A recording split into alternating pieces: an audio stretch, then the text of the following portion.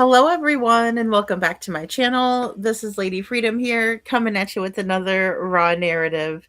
And it's so good to be here with you guys tonight. Thank you all for joining in. Boy, we have a lot of updates and things to go over tonight. So I figured that we would, kind of make like a little true crime mashup of the different updates in these cases, because there's a lot of them. But I want to shout you guys out first. It's so good to see all of you guys. Hey, Sharon Marlowe, and my PTSD is here. Hey, little Miss Sharon and Bo. Poppy Love is here. So good to see you guys. Sorry, I'm going backwards here in the chat. But it's so good to see you guys. Hey, Janet. Hey, Witchy Mama. So good to see you. Thank you all for being here. I'm sorry it wasn't live yesterday. I was actually working on some things for the video I want to put up. Hey, Seth, and good to see you, Gail. Gail, we're all praying for your husband tomorrow. Tomorrow, Gail's husband has a heart cath tomorrow to make sure there's no blockages. So, please say prayers for our friend Gail and her husband. And gosh, it's just so sad. There's always something, right? It's just always something. But we're always praying for you, Gail, and thank you so much for being here and letting us know.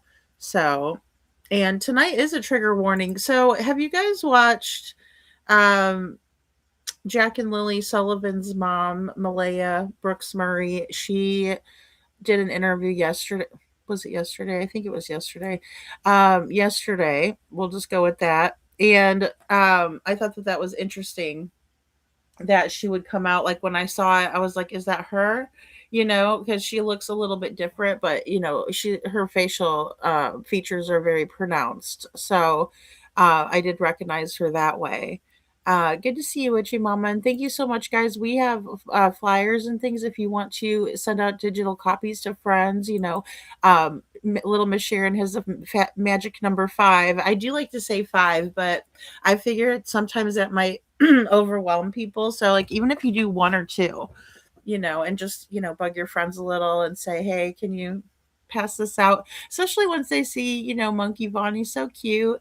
All these kids, look at all of these kids, guys. I mean, just you couldn't imagine a brighter bunch of littles, right? And Sebastian, being 15, he's the oldest of the group, but who we're talking about tonight. But there's also Summer Wells, and I noticed Summer's picture that I had up there was a little bit more gritty than the rest of the group, so I changed it. This is one of my favorite pictures of Summer. She is just so cute with that little hairstyle, parted where it is, and just the way her hair is cut here is just so cute.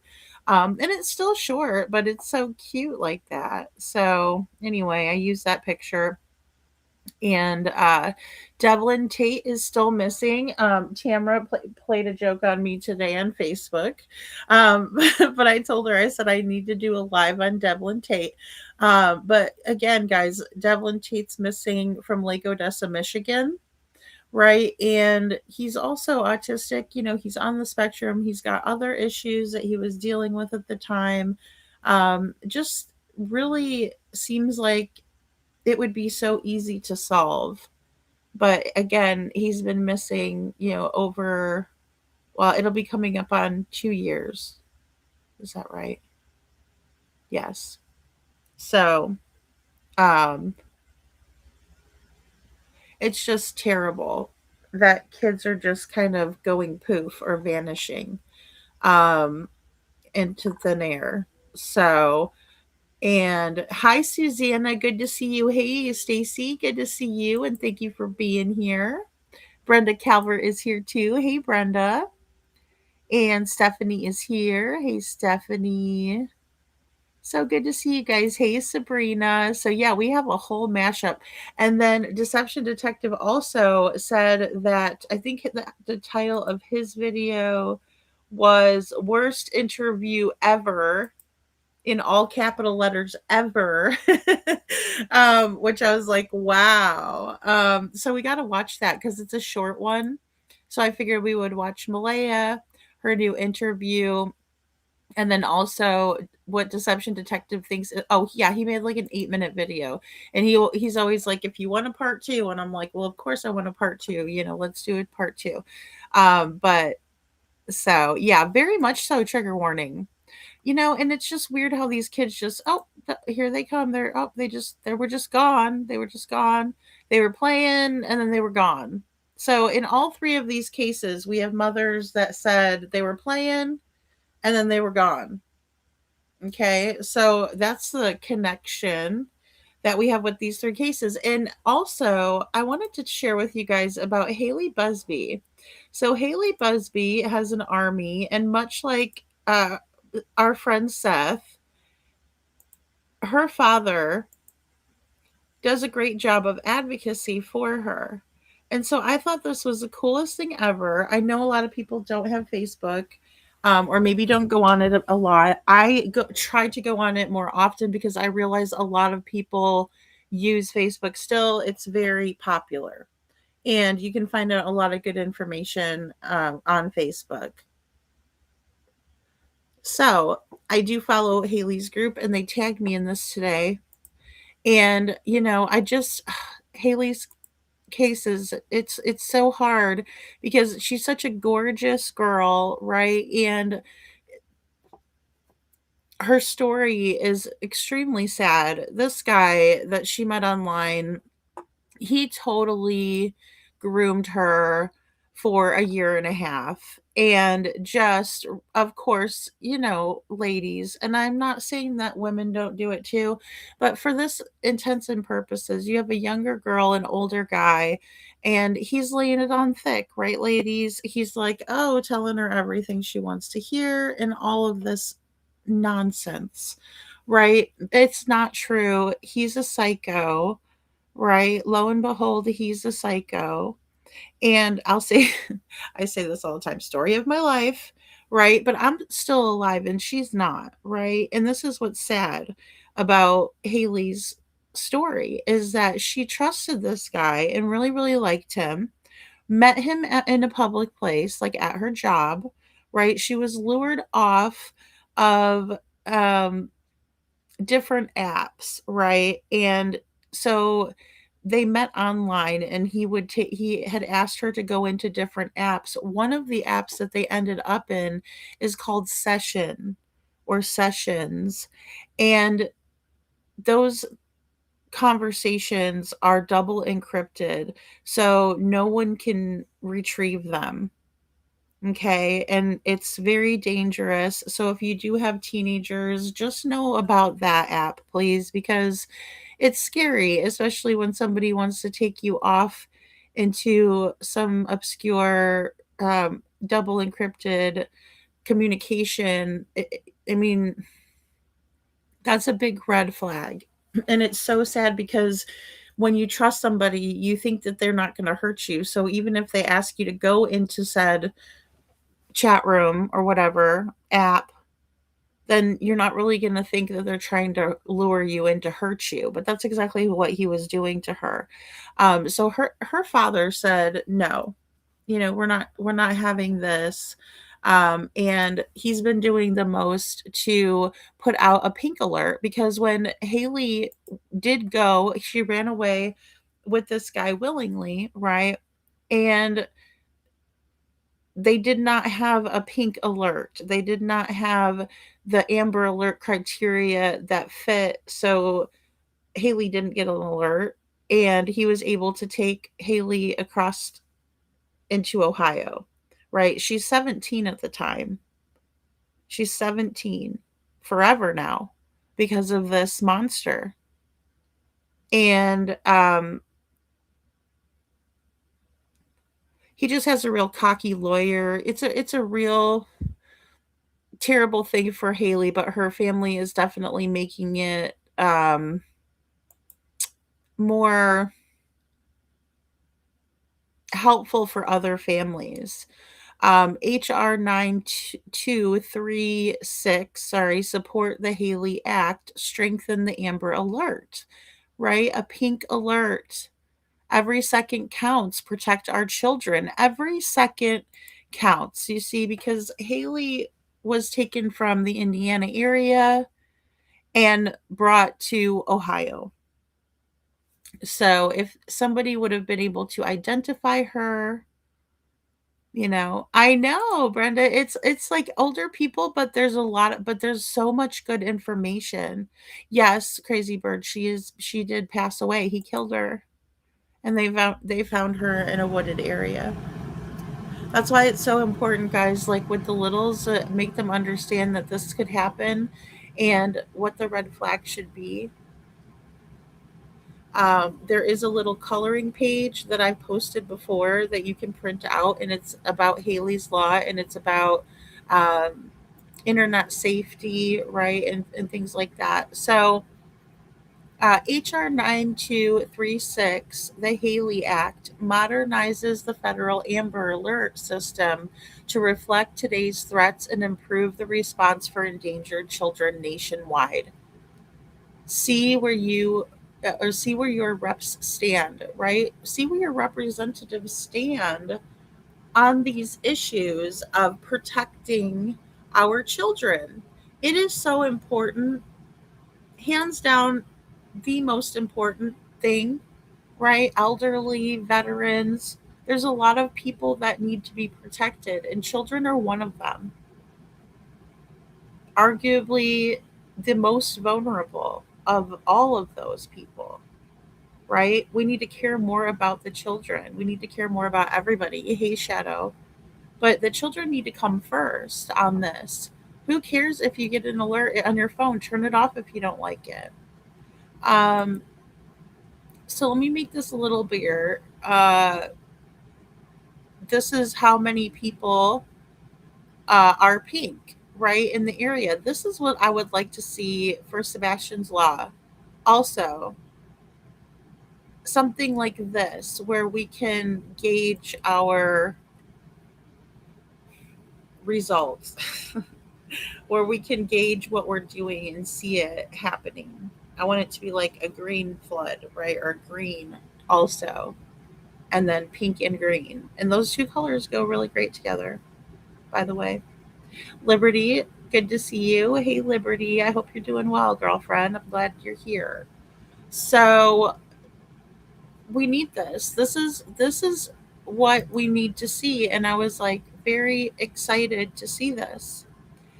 Sponsor and co-sponsor, right? This is what the pink represents. These representatives support the Haley Act.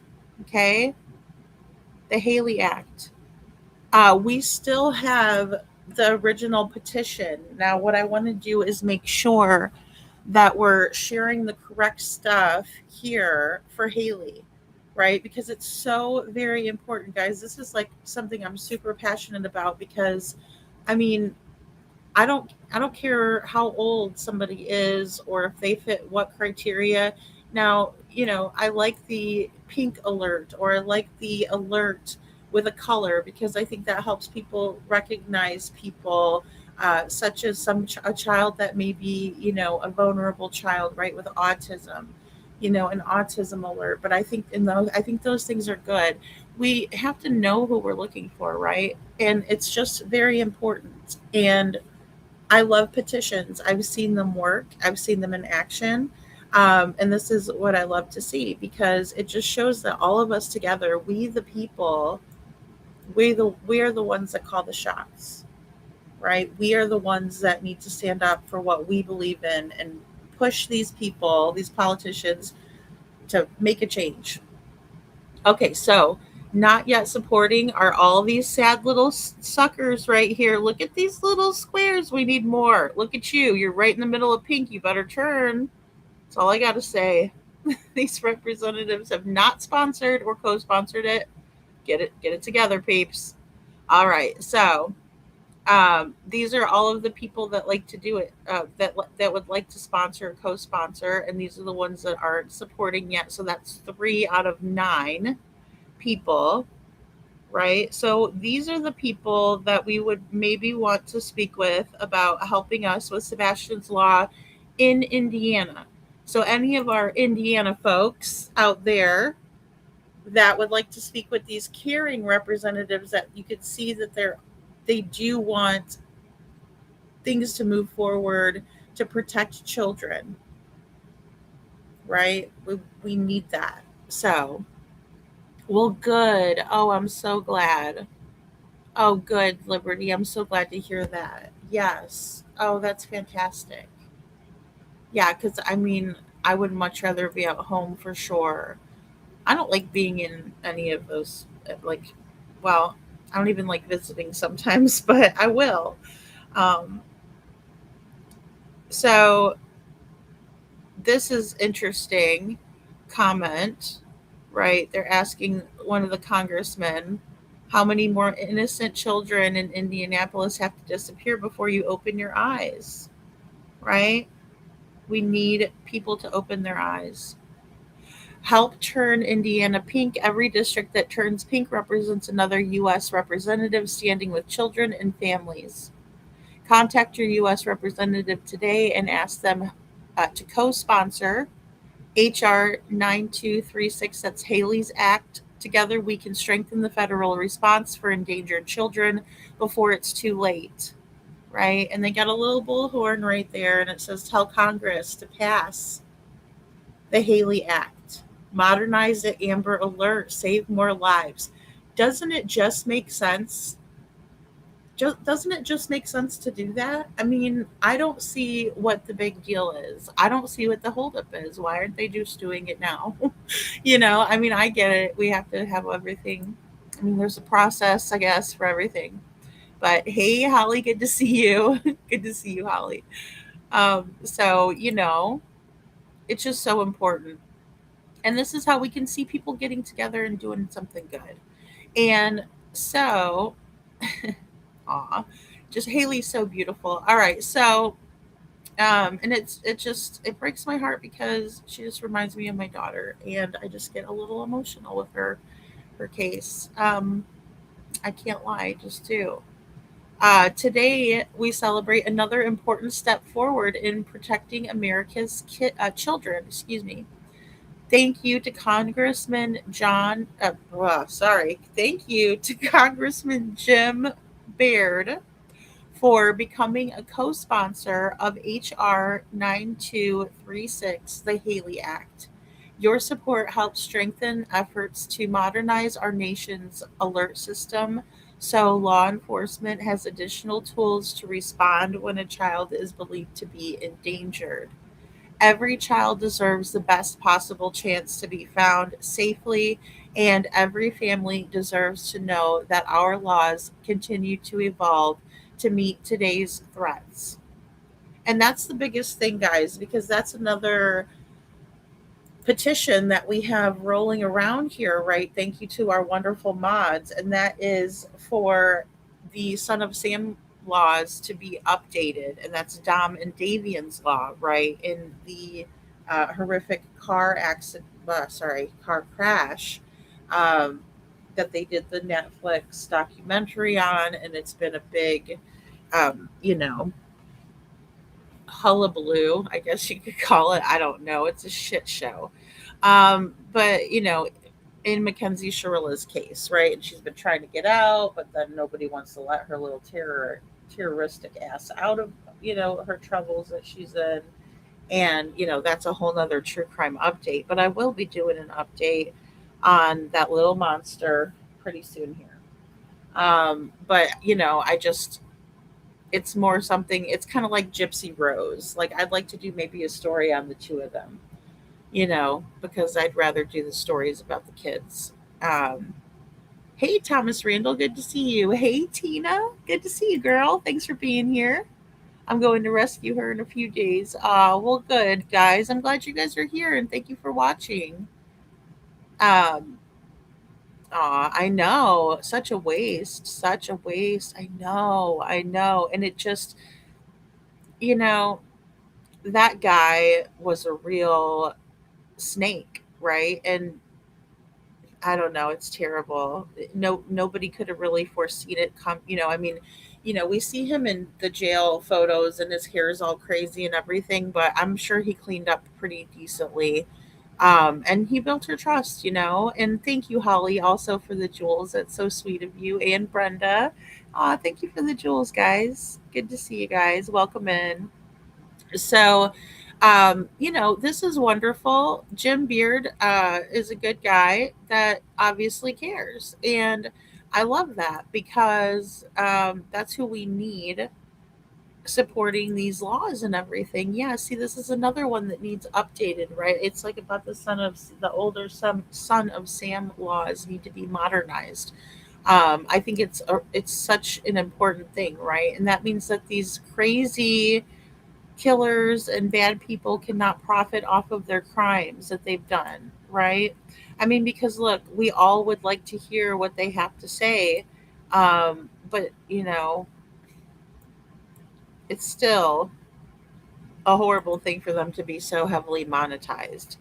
Um, and also, they say every child deserves the best possible chance to be found safely, and every family deserves to know that our laws continue to evolve, right, to meet today's threats. So, thank you for standing with our families, children, and communities. Please join us in thanking Congressman Beard for his leadership and commitment to keeping our children safer. And I just want to shout out to Jim Beard. I think it's Baird. Sorry if I say that wrong, if I mispronounce it. Big shout out to you, sir. Thank you so much for helping with Haley's Law. It's one more step forward, and she deserves to have that. All the kids deserve to be um, remembered in a positive way and push change so no one else ever has to deal with that. I hate that a young lady like Haley has to be the martyr for that, or has to be the spokesperson for that because was a beautiful girl. I could tell she had just so much life to live, and it's very, very sad. But I'm glad it's turning something so sad into something that can be really, really positive and a huge change, too. Hey, Jenny. So, hey, Shauna, did you hear about it? Oh my goodness, I meant to text you today. I've just, again, August is kicking my ass, like literally kicking my ass. And it's like I'm not getting anything done. My wheels are just spinning. Again, but I do have a really good alibi video that I'm going to put out for you guys. I'm just working on getting it down, shaving it down, right? Because I don't want it to be too long. I want it to be more impactful. So I'm trying something a little bit different, even though you guys might not notice a huge difference. It's just harder for me to shave down content, because I'm like, oh, I hope that's not taking it out of context too much. And, but anyway, yes, of course, of course. Shauna, it's my pleasure to do that. Like, that's the least that I can do. It is really the least that I can do. I just hate that. I hate that people are so able to get to our kids on these games and bring them into these different situations and scenarios. Um, all right, guys. So yeah, it was a great step. Really excited about that, and like I said, I would love to get more involved in some of this in terms of helping push forward Sebastian's law and different things like that. So it's like I'm being pushed in the right direction of where I should be with things like that too, because I am not the best at politicking. I told you guys, right? Not like that good at that. Talking to people, of course, that's a strong suit for me, I think, but not the politicians. I'm kind of like, you know. So, it's like, I don't know, but I shouldn't say that before because I might meet a nice politician or a bunch of them, and I might think to myself, well, that was a positive experience. So, Shauna, do you know if there's going to be a new petition that we should be sharing, or if there's anything? I need to go on Haley's website, and I should do another video too. You went above and beyond as soon as I asked. Jen to send it to you. No questions asked. Oh, of course. Well, Shauna, it's just like I just can't believe that that happened. I mean, that is just so like I could see that happening to any young lady, you know, because she's just a beautiful girl, and that's what happens is sometimes these weirdos come along.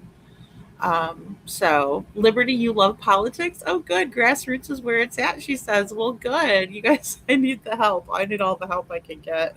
Like I start getting like glazed over when they're like state representatives. I'm like, huh, what? Conjunction junction? What's my function? Like I am not no, not my cup of tea, but I will make it my cup of tea because I think it's important and pushing forward. Those are the best ways we can help, and to make a difference, truly make a difference because if the politicians don't realize it, we have to like put it in their faces. We have to get a good caring one that has a lot of pull, you know. So, hey, Alicia Hot Wheels, good to see you. Well, hey, we're just kind of getting into it. I was just kind of babbling along with some of the things I wanted to share with you guys.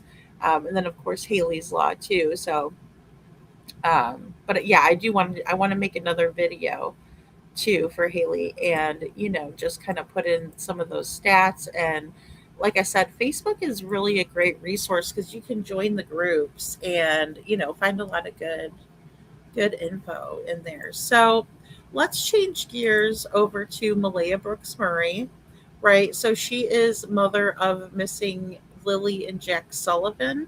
So Lily and Jack Sullivan went missing from Nova Scotia, Canada, and their mother and like I said tonight, these three cases, there was children playing, parents around, and they just were gone, and that's the story.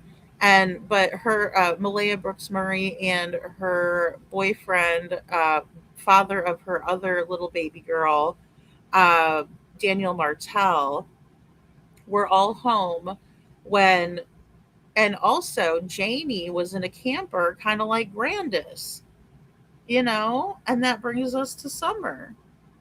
So, and then we have Katie, the mother, who, says the same damn thing. Oh, he was playing.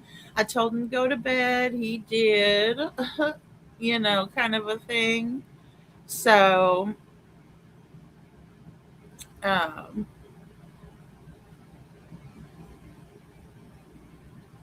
I don't mix with. Oh, okay. I think we have a troll. Go suck a pencil. And so, okay, let's move right along. Again, this is CBC News, Nova Scotia, Canada. And here we go. This is Malaya Brooks Murray. She is mother to Jack and Lily Sullivan. Again, they went missing.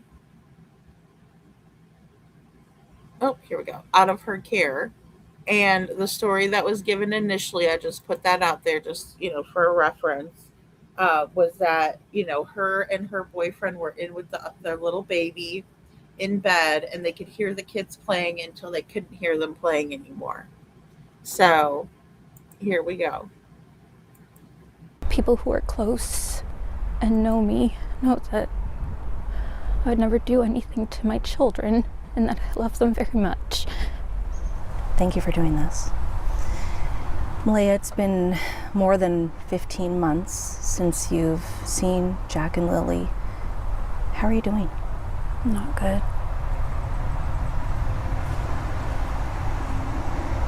How do you spend your days?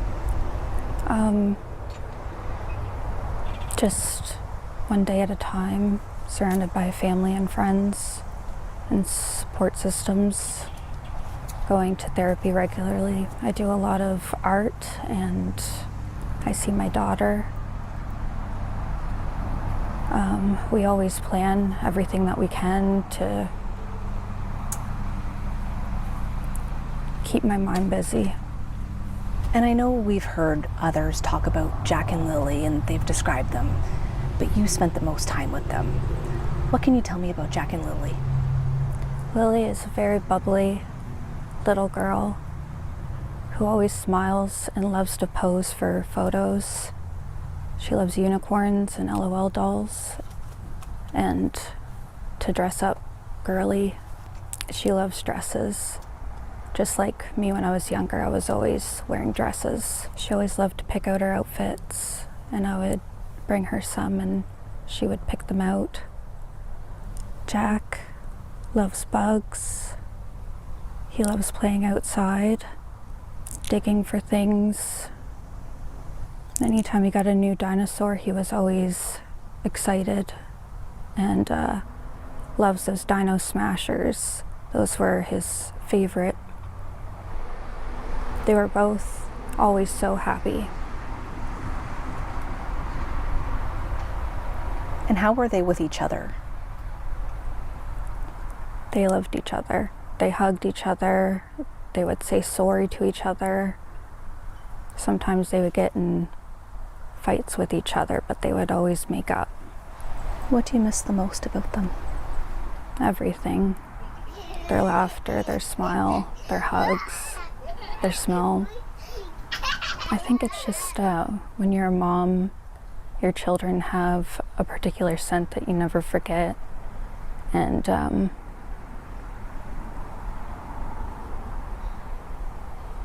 it's just something that you know, especially when they're born and you're holding them in your arms. And it always stays with you. And how were they with you? I've heard they were both very close with you in particular. They were both mama's kids.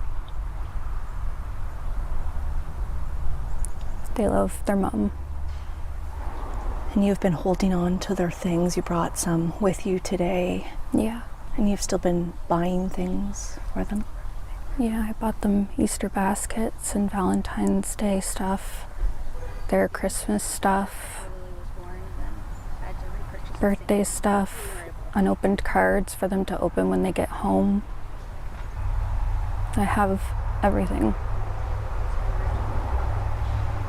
And I continue to get more because it's what helps me cope. You're holding on to it so that you can have it there. Yeah, Yeah. for when they come home. So if we can we go back to May of last year, May 2nd? What's the last memory you have of seeing or hearing Jack and Lily? Hearing their laughter of them playing together in the bedroom and seeing Lily's face pop in the bedroom. You laid eyes on Lily that morning Yeah. and you heard Jack. Yeah. So when did you see Lily? Do you recall? Can't recall the exact time. Sometime after they woke up that morning. Yeah. And then what was the next thing that you remember of that morning? Just waking up, seeing Daniel next to me, and I didn't hear them. Oops. And I woke Daniel up and said, I don't hear the kids. So we both went out, and then that's when we started looking for them. And that's how it all unfolded from there. You called 911 and then chaos ensued, basically. Yeah. Do you remember those hours? Okay, guys, so I want to break it down a little bit more, but I just wanted to, so I'll kind of replay it. I did want to play it out and then kind of break it up a little bit as we go, because it's interesting that she is recalling these details And it is much like what she said in the beginning, but I'm not buying it either, Liberty. I mean, I was just kind of like, oh, okay, and I don't know. The way that she presents herself is very much like she's better than other people or lower. There's like a condescending tone. I just can't quite put my finger on. Hey, Kylie Ray, good to see you. And hey, Valley Gal. And the real Me Too is here. Good to see you guys. Welcome in. And so it's kind of falling short for me. But also I haven't said I haven't, fully immersed myself in all of the details. I know that Belinda comes out a lot and speaks about Jack and Lily, and yeah, I know the eyebrows are a big indicator, and also just the disdain on her face. You know, I would have to agree. It's very interesting. Deception Detective did a live about this interview and he said not truthful, and I agree. I know the real Me Too. I do want to watch his take on things because um I watched it earlier and I thought it was very interesting. All fake like Katie. Yeah, she does give me Katie vibes, especially the that condescending attitude, you know. Yeah, she shows as much emotion as Katie. Yeah, love her girl. Hey. And I mean, the thing is, it's very interesting how she, like I said, presents herself and more like she's being bothered, but she kind of knows that she has to come out and speak. And again, I don't know the real reason why she decided to come out and speak, either, but I believe it is narcissistic. I believe that there's something more to that as well. Most definitely. I think they were doing rugs the night before, left some stuff out, and those poor babies were poisoned and perished. I wonder about that too, right? Because I do remember there was the party in the beginning, and I think that that's very interesting that they were living the way that they were, and I did some videos even on the property and just, how things were um just not quite right in my opinion. Um so let me just go ahead and back this up just a little bit. If we can we go back to May of last year, May 2nd? What's the last memory you have of seeing or hearing Jack and Lily? Hearing their laughter of them playing together in the bedroom and seeing Lily's face pop in the bedroom. You laid eyes on Lily that morning? Yeah. And you heard Jack? Yeah. So when did you see Lily? Do you recall?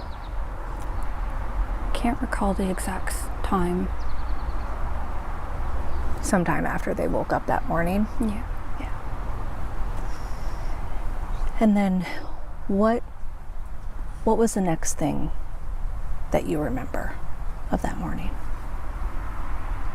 Just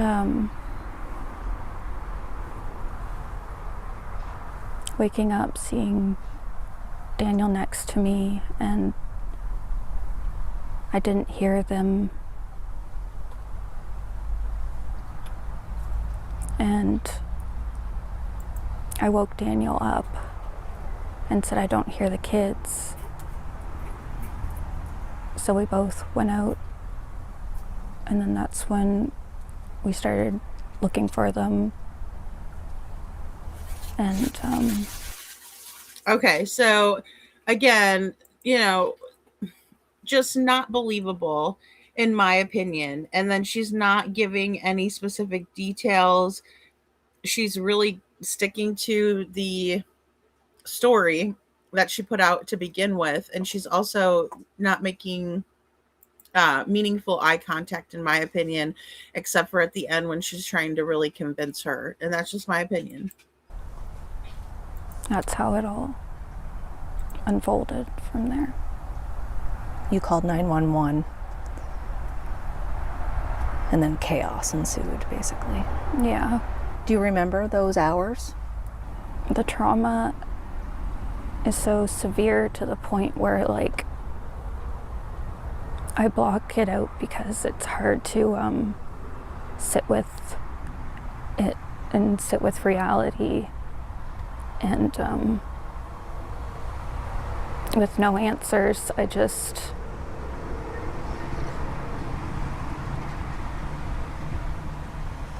don't know how it even happened, or they should have been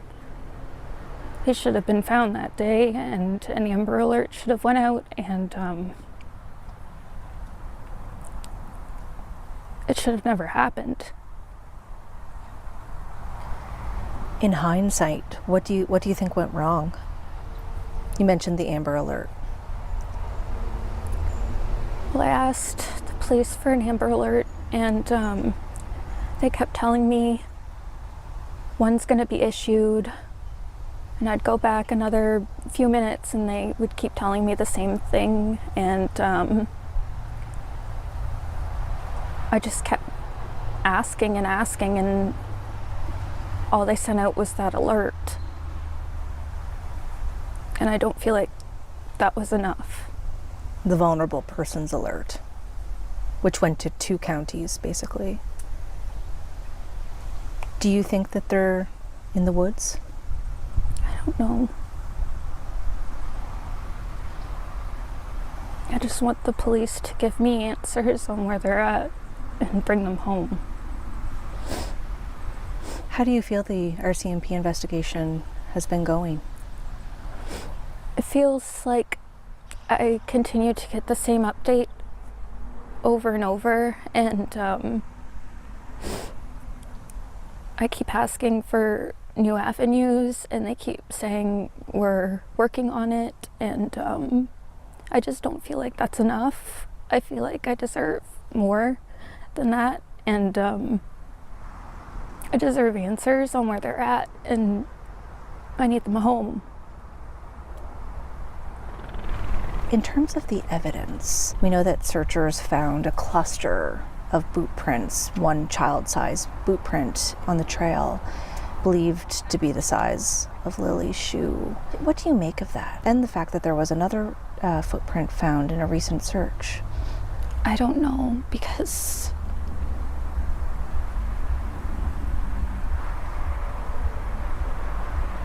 I don't think I can speak on that. Yeah, this doesn't make a whole lot of sense. No, it doesn't.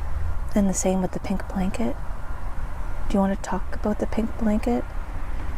I don't even know how it even got there. That was Lily's blanket that had been old and ripped apart? Yeah. Wow. And I wish they would have kept that same camera angle on her face. I don't want to see the side of her.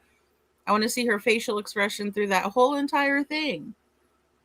And it might not be important, it might be important, but I mean, I don't know how it got there.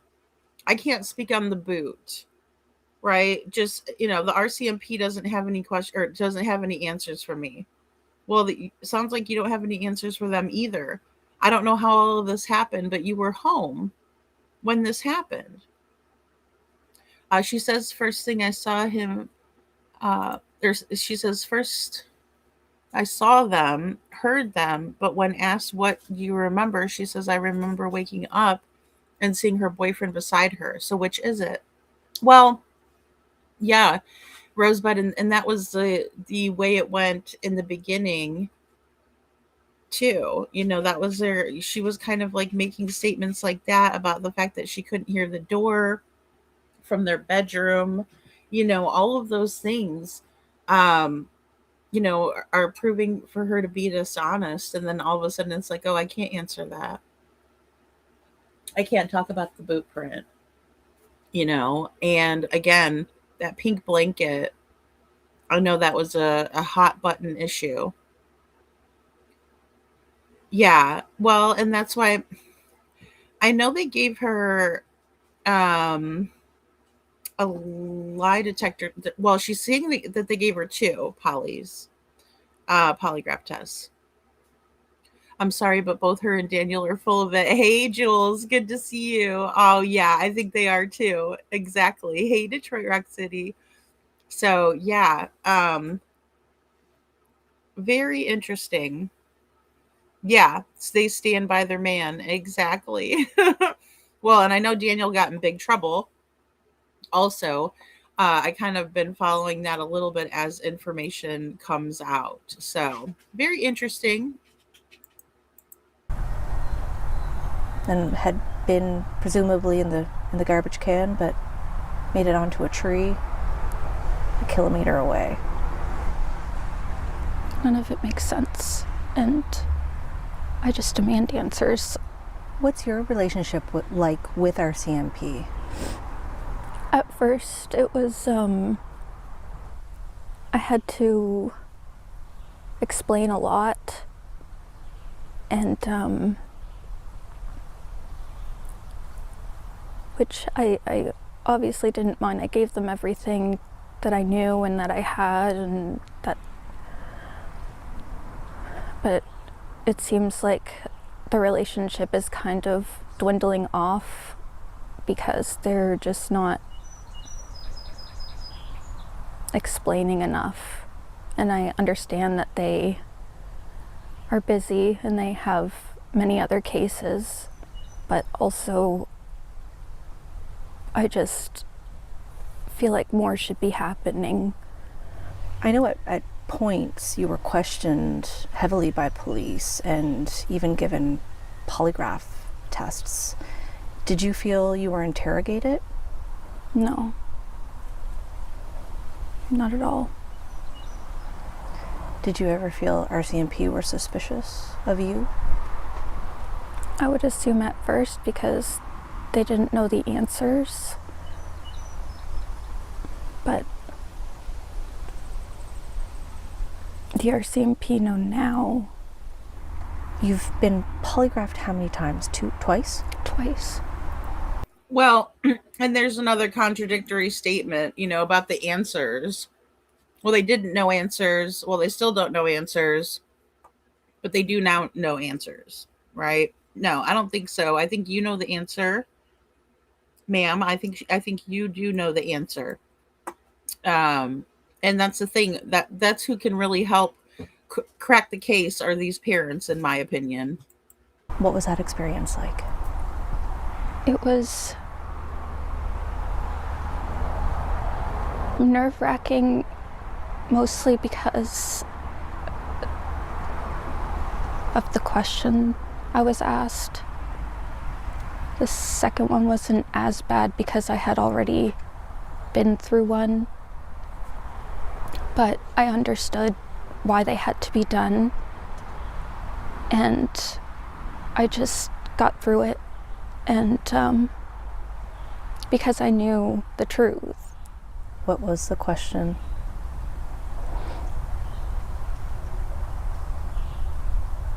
The first one was if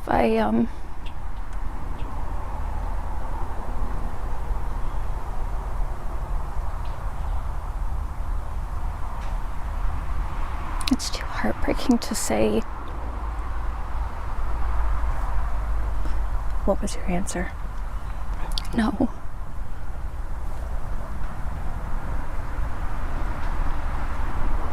Did police ask if you had anything to do with the disappearance? No. But I kept asking that question myself to them, and they would just reply, "That's a good question," but also I didn't know why they wouldn't polygraph me for that as well. But I already told them if any more polygraphs are going to be done that I'm more than willing to go in and do them. You wanted them to ask you that question?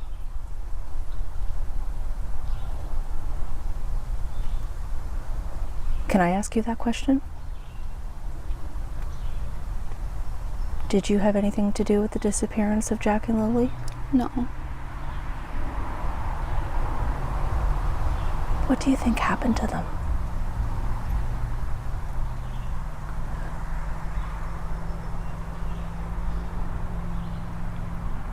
The only thing I can assume is someone took them, but for what reason, I don't know.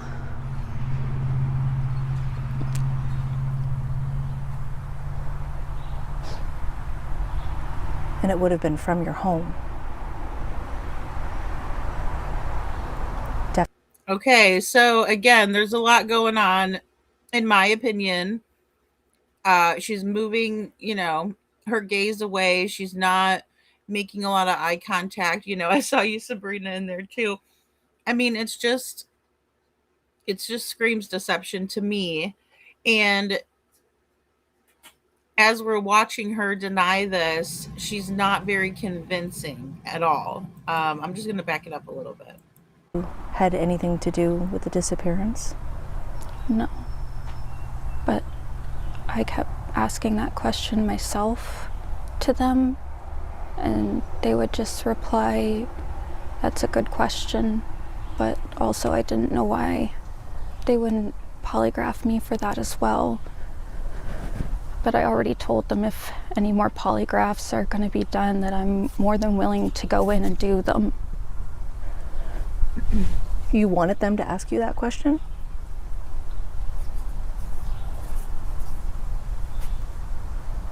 Can I ask you that question? Did you have anything to do with the disappearance of Jack and Lily? No. All right. Do you see how she did that? She said no, and then she started rocking back and forth. That's bizarre.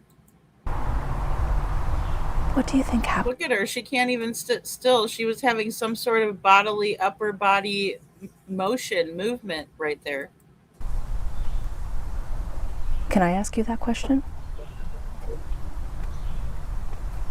Did you have anything to do with the disappearance of Jack and Lily? No. What do you think happened to them? And then you see she starts breathing heavily.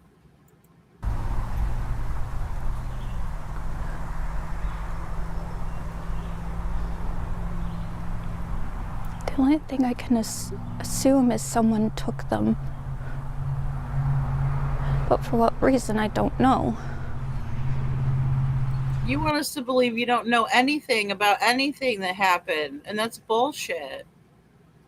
There's no freaking way. Hey, Veronica. Veronica says pay close attention to all the past tense she uses also. Well, I think she used a lot of present tense. It was mixed in. I couldn't really tell if she was. I couldn't really tell if it was because she was trying really, really hard. And I think it was because she was trying really, really hard to stay in a specific, specific, not the Pacific Ocean, a specific, um, if she was just trying to stay in the present, on purpose, which I think that she was. I think she was working really, really hard at it, um, to not slip on it.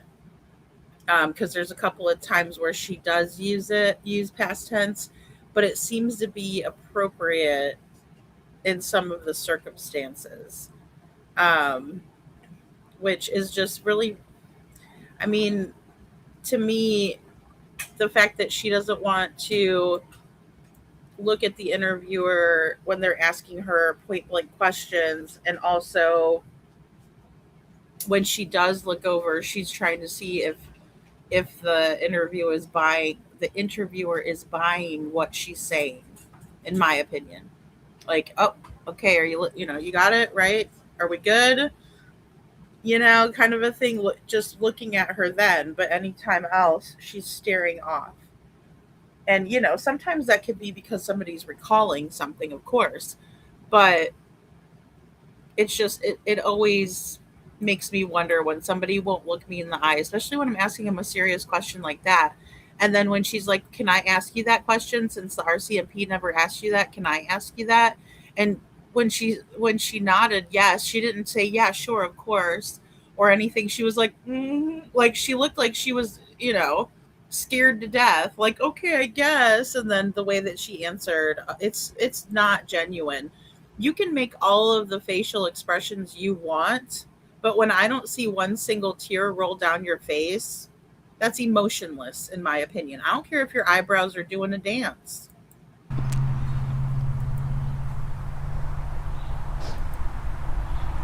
And it would have been from your home. Definitely that morning.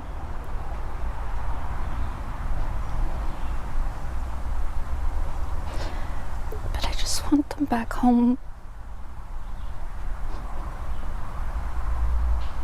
RCMP have publicly said they have. Oh my God, that reminded me of Katie. Sorry, I was muted for a second there. Oh my goodness. She looks constipated, Alicia. She does. That's what I see anyway. Like, I don't see a mother who really wants to find, the kids. Mm, I don't. I see constipation as well. See that she's having a major issue. I don't know if Daniel was arrested lately. Was he, Jules? I don't know. I don't know. I know he was like recently in court because of the situation with that girl that he was involved in. Dirty little Daniel over there. But yeah, like it's just this is really really bad. This is really bad. Um, and also I didn't know this was an expensive sweatshirt. So when I was listening to this interview, I wasn't paying attention to her facial expressions. I was just listening to her words. And when I so happened to look over at my phone, I saw this hoodie and I thought it said Lily and Jack on it at first, right? Because you could see kind of like an L, but I thought it was when it wasn't in this position, right? Because like right now you can see it says land back. I'm not sure what the high end stuff like that, but if that's a $62 hoodie, ooh, well, I'm glad I'm glad she can afford that and not be looking for her child, her children. The real Me Too says she doesn't plead for their safe return. She does not. She doesn't. Yeah. So at first I thought, but then when I looked, I was like, oh hell no, she's not wearing a shirt that says Lily and Jack. I thought it said Lily and Jack on it when I first glanced at it. Um, Usually when you remember something, you look up with your eyes also. I've heard that too. Like, and I think so too. Like you're like, yeah. I don't know, and I don't really like do those facial. I don't. Maybe I do, and I don't notice it. But like if somebody asks me a question, I just answer them. Especially like I feel like if somebody's like if you're really trying to recall, yeah. Like if I asked you something about like 2 years ago, maybe, and you're like, well, oh shoot, like what'd you do for your birthday, not last year, but the year before? Like, say if I asked you that, I could see somebody being like, you know what I mean? Because you are like genuinely recalling a situation, which would be your birthday 2 years ago, type of a thing. But so she does bring out some pictures, Veronica, but I don't know. I would have a flyer. I'm so surprised. I don't know. I just feel like she's involved. I don't think she ever did go out and search. No. Mm-mm. No. No, she kind of hid out. Like they kind of hid her out. So, yeah. But I just want them back home. RCMP have publicly said they have no reasonable grounds to believe this was criminal.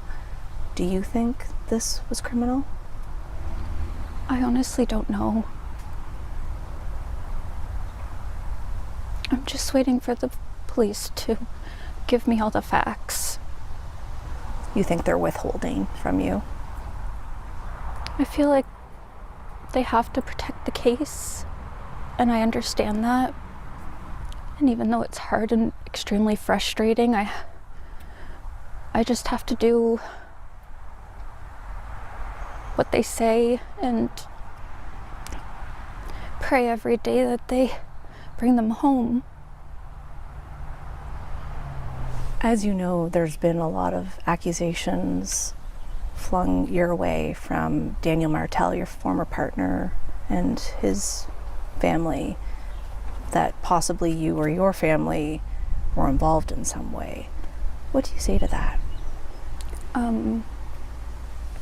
I honestly don't know what to say because we both know we were in the same bed that morning. So I don't understand why they would make up stories. After that first weekend when Jack and Lily went missing, on May 3rd, the Saturday, the day following the day that they were reported missing, that was the last day you were there in Lansdowne. There's been widespread skepticism, Malaya, about why you chose to leave the scene that day. What would you like to say about that decision? The police had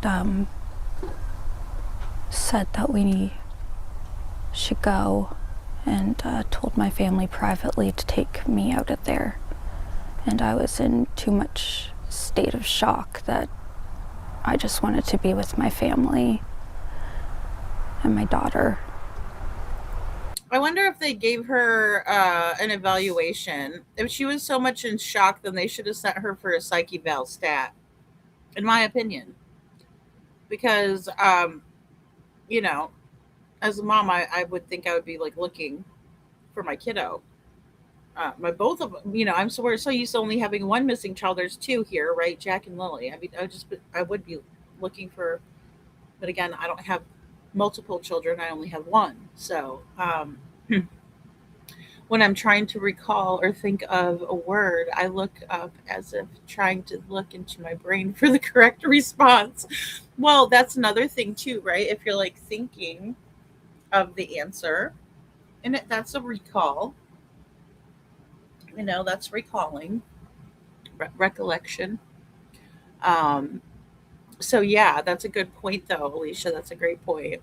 Diane, good to see you. So very interesting. And I don't think that she does have Meadow back because she's talk hey love mama love, because she says in this interview that she does get to spend time with her daughter. But it doesn't sound like she has her back. So yeah, Seth says she's waiting to compare what they know compared to what she did. Right. Yeah. It's just really obvious with her that she knows more. Again, I think it's odd that they brought her. I don't. Well, I should say I think it's odd that they didn't bring her in to be evaluated. That they let her go off. Maybe they had information that she wasn't involved. Um, yeah, no one got a real feel of her that day. She just left. Exactly. She did that short little interview and it was off to the races with her and no one knew where she was. Lord, I hope no one asks what I've done yesterday, let alone 2 years ago. Right, exactly. So well, some people have really great memories and some people, don't have as great of a memory. I like that I can I like that I have a good memory. It's just sometimes it's a blessing and a curse, right? Because if you don't want to think about something or you don't want to remember it, well, there it is, So what I remember was the second or third day Daniel did an interview with his words "tap out" on his shirt. Oh yes, the tap out shirt. Yes, yes, yes. That was what she did. Just my thoughts and opinion. I agree, Sharon. I agree with that. Yeah, absolutely. She's like, I'm going, but I'm surprised. And I do remember the RCMP like allowing for that. So I just kind of figured that maybe they were looking at Daniel as a suspect. And then they were, obviously, but they gave him a polygraph and he said he passed it too. So yeah, I know. It's so sad. Like, it is so, so sad. She left with the daughter trying to keep them from asking her daughter, oh, in the DCS custody. Well, or taking her, excuse me, into, I read that completely wrong. Hello. Trying to keep them from taking her daughter into DCS custody. Yeah, I'm surprised that they didn't, especially if she's in such shock, right? Because who needs to be caring for an infant when you're in shock like that? You should probably get some help, figure out why mom is in shock, and get her to where she needs to be, right? To take care of the littlest one. So, oh no, I do not believe it either. Mm-mm. Hey, Bluegrass Meadows, good to see you. So it's crazy, right? It's just so crazy. Ah, thank you, Misty, too, or my PTSD for the um, stickers, the floating stickers. I personally think she plays it off more than Katie. Well, I mean, she doesn't really show too much emotion other than she just looks worried that somebody's not going to believe her, but it's not for her missing child. That's what's really, really sad about it, in my opinion. So we got out of there, and the police met us back at Mom's. And they were updating you there. Yeah, and I had to do a very lengthy interview with them. Why didn't you go back?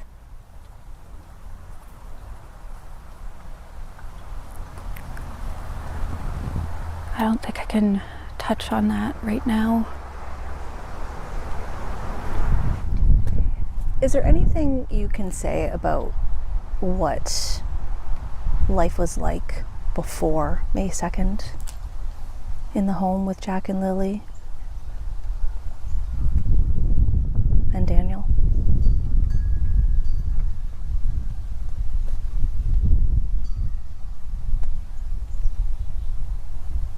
I don't think I can talk about it right now. I'm sorry. So all of these months later, I know there's been also a lot of questions about why you've stayed so quiet, and that usually a mother of missing children would be speaking out, and even on a megaphone. Why hasn't that been the case for you? Because the police had told me not to, that it would jeopardize the case, and I just did whatever they told me to do because I didn't want to jeopardize the case in any way. And I also wasn't ready because I'm continuing to go through extreme trauma, and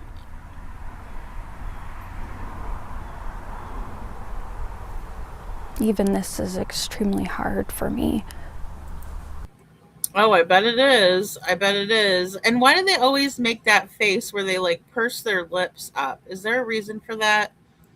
Any of those body language experts out there want to explain that one to me? Would you like a link? If it takes too long to put in chat, you can have a link. But they're always like making this face like, I don't know. It like reminds me of like, I can't wait for this to be over kind of a face, like get out of my face kind of a face. Um, but they always have that look like, and it's they're always talking about how traumatic it is for them and not for their child who's out there missing, or in this case, two children, Jack and Lily, missing. You know, she may not have known exactly what happened, but she may know who was involved. I'm thinking that is more likely than not, Rosebud. I really do, because there's something about her that it almost seems like she doesn't know exactly what happened to them, but she knows what happened to them, type of a thing, right? Where something happened where, yeah, maybe they got into something they weren't supposed to, or maybe Daniel took some sort of a punishment too far, And again, I'm not trying to put that onto anybody. I haven't followed everything that has come out of Daniel's mouth, because Daniel likes to go on a lot of different podcasts and stuff, and because he likes the attention that he gets from it. In my opinion, I don't know what to believe out of his mouth, and You know, I've not really analyzed a lot of his interviews, but I feel like if you've seen one of his interviews, you've seen them all, right? He's just, oh, I'm a good guy. I'm this, I'm that. Nothing to see here. But then, deep down, we know that he has a temper, that he treats women like shit, all of that, so. Oh, well, Jules, thank you so much for being a member for 15 months. Oh my goodness. Aw. And she says, happy 15 months from me, Gator, Ara, and the baby. Oh my goodness. Jules, that's so cute. Aw. I am so excited. And I hope that you're feeling good too, Jules, and you're taking good care and getting rest and all that good stuff. I'm so excited. So I know, right, Bo? 15 months, 15 months. The problem is, did they give them a urine or blood test prior to taking the poly? I mean, that's the thing. Like, I think that there's a lot of ways that people try and get around that, too. And I mean, I don't know. It's really interesting to me how these two seemingly not really really smart people, and that's, I mean, I'm not, definitely not the smartest person in the room, and otherwise. Okay, well, is that what you think too, Django? Awesome. I'm glad that you think I'm not the smartest. But anyway, sorry guys, he just decided to pop off. But yeah, so no, um but yeah, I mean, there's ways that they can get around it, but there's also factors like if they really believe their own lies, if they really believe that what they're saying is the truth, and then also, you know, substance use too. So, waiting for another crazy accent, Valley Gal. No kidding. It's all BS, BS, BS, Bo says. And I totally thought that that shirt said Jack and Lily. Me too. Me too, Holly. I was like, well, at least she's wearing a Jack and this is me. This is me. Somewhat sometimes a Pollyanna. With my rose-colored glasses, I glance over. Oh well, at least she's wearing a Jack and Lily shirt. Like, it's like, think again, lady. Think again. I did think that too. What on earth kind of games is she playing? I know. I know. She is weird. She gives me some weird vibes, and I don't know if it's because her eyes are very I don't know if it's her eyes that give me the vibes. I don't know what it is. There's just something about her. And didn't she like go to the beach like right after they were reported missing? Like within the month, and people are out there searching for her kids, and she's chilling at the beach with her friend, you know? Yeah, why can't she touch that? Why can't she talk about the life before? Exactly. Yeah, it's harder for a missing child. What if, she thinks that somebody kidnapped them? But what does she think they did? Was it. Look, guys, and this is another thing that drives me a little nutty, buddy, but none of these kids, not a single one of these kids is going to go out there and somebody's going to scoop them up and take them in and raise them as their own because they just love kids and they want to take care of a kid. That is a very, very, very, very, very, very low probability. Okay. It does happen sometimes. And we've heard of women like going crazy and going to the hospital and stealing a, brand new baby and things like that. But that's usually when those ladies have lost their shit and they're trying to steal a baby because they can't have one, something like that. And it's very, very sad.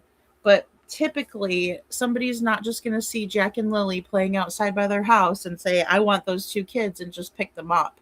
First of all, they would make a ruckus, I believe. You know, I believe I would make a ruckus. Oh, to stop their lips from quivering. Okay, Liberty. That makes sense. Like they're always pursing their lips like that. That is so strict because Katie does that too, where like she'll answer a question and then she'll do that face. And it's like, what is with the face? So they don't want their lips to be quivering. That makes sense. I mean that makes a lot of sense. The whispering and soft talk, it brings back memories of the Tennessee case. I know of Sebastian. Yeah, I know. Yeah, and I don't think she's that meek or mild either. You know? Oh, okay. Maybe she had some work done. Hmm. That's interesting. Right, but she's not changing her voice. She's not fake crying. I would go on and on. Do I believe her? I think either fried her brain or she really was in shock. Well, I mean, I just wish they would have evaluated her. Like legit, if she's in shock, I get it. Like, I mean, look, even if she knows, like she could legitimately still be in shock because she can't believe her kids are gone, but she still knows. But they all are about me, me, me, me, me. Exactly, Holly. Nonstop. My trauma, my grief, my this. People are doing this to me. It's like, wow. It just really blows my mind because, again, there's a lot of parents out there that we see that will share their pain with us, right? And they'll be like, "Yeah, this is horrible. One of the worst things, obviously, they've had to go through in their life, or however they put it." But they're never constantly out there making it about themselves. A really good example also is when Brandy Vaughn talks about Michael, but in one of the more recent lives that I watched, she was telling about some of the things that she was enduring in terms of like the harassment and like the taunting and the bull crap that she has to go through. But at no point did it seem like she was just making it about herself, right? Like, oh my gosh, poor me. It wasn't like that. It was a completely different thing. It was like she was telling us exactly what was going on. And there wasn't this indignant, like, oh, you know, I can't believe these people. And you know what I mean? Just like, what in the heck? Um, yeah. So, and then Rosebud says she's going through trauma. Why isn't she talking about what possibly could have been happening with her children? And I don't know. I don't. It doesn't make any sense, you know? It's terrible. Hey, YouTuber is here. I'm not sure who's worse, her putting on the performance or Katie just not seeming to care at all. Exactly. Yeah, but Katie, it's interesting with Katie's interview because I did want to revisit a little bit of her. Well, I guess it would have been the 2 year one without Chris. But Katie was crying in the 1 year video where she did the major slip up. He would have turned, you know. And I mean, Valley Gal, she very well could. She very well could know exactly. And, you know, that's another thing. She goes, I don't know why Daniel would say that. You know, I don't know why he would say that. I was with him. And that's, you know, as if to say, well, that was our story. And I don't know why he's not sticking with the original story. You know, kind of, if I'm reading between the lines on that, kind of suspicious, in my opinion. Hey, Justice Renewed, good to see you. Still, oh, deviled eggs. That's a good summer, like, but that's good and healthy though too, you know. Aw, that's so cute, Jules. I wish I could send you like, you know, dozens and dozens of them so you don't have to worry about making them. Aw, it's all self-preservation, right? Yeah, not concerned about her missing kids. I agree. Crazy Bird says I didn't watch a couple days of this case and or oh, excuse me, didn't watch just a couple of the days of this case and you can see right through this woman guilty guilty what mom would leave 2 days after the kids went missing even if the cops told me to. Yeah, I tell them to kiss my grits. Right? I know. No, especially if they're little, you would think that they would try to make it back. I don't know, like, they would never be able to tell me not to search for my own kids either. I'd be out there like, "Where are they?" You know? Django's Unchained. He is. He just decided to pop off for no reason. I'm like, dude. And then he does it like right next to the my little microphone on my headphones. I'm like, seriously? Thanks a lot. He's loud too. I'm telling you, she fried her brain skillet with eggs and all. This is your brain. This is your brain on drugs. Any questions? Yep. Mm-hmm. Yeah. That could very be true. That could very well be true, Veronica. I mean, she didn't she did not seem like she was all there, but then again, she's like, "Oh, I was in shock." Nor did Brandy get in the car and go uh through an hour away. Yeah, because of the threats. Exactly, Sammy. Exactly. No, she stands her ground like she really does. And that's cuz she's fighting for her son. I mean, it's like at the forefront. Um, it's just amazing. You can tell when a mother misses her child completely 100%, just like Seth. He speaks of Sebastian every minute. Yeah, and I mean, that's the thing. Like, he doesn't, it's the same way with Seth, right? He does speak on some of the things that he's dealing with, but not in the way of like, oh my God, these people are just after me. And so this is why I've given up on finding my kid, right? Like, yeah, 100%, you guys.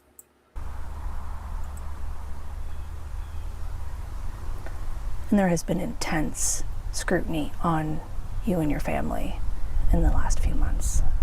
Oh, I here we don't go. feel I owe people anything. If anything, I'm owed answers and to have my children back to me. Oh, indignant like a mother. Wow. And there has been intense scrutiny on you and your family in the last few months. I don't feel I owe people anything. If anything, I'm owed answers. Okay, well, you probably owe them a thank you for going out and looking for your children, though, right? I mean, this is another thing that I'll never understand is just like how people are like, oh, well, I'm owed this. No, you're really not. Honestly, you're lucky that your children are getting the coverage that they deserve to have because a lot of kids don't get the coverage that they deserve to have. Miss Thang.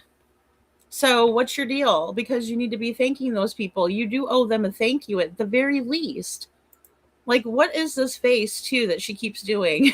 Liberty, I need help on this face, too. Sorry, this is probably awkward that I paused it right there, but here we go. And to have my children back to me.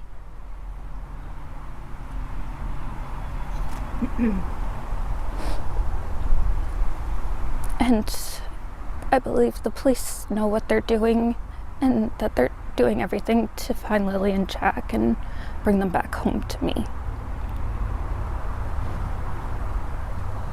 You still trust in the process? That's all I have. Really? That's all you have? What about the other little daughter that you have?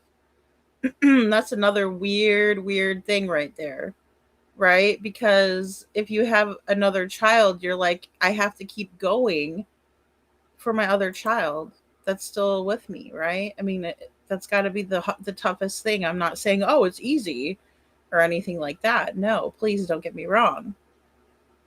But like, she's like, that's all I have. Katie also said she didn't owe anyone anything. Exactly, lover girl. Exactly. Yeah.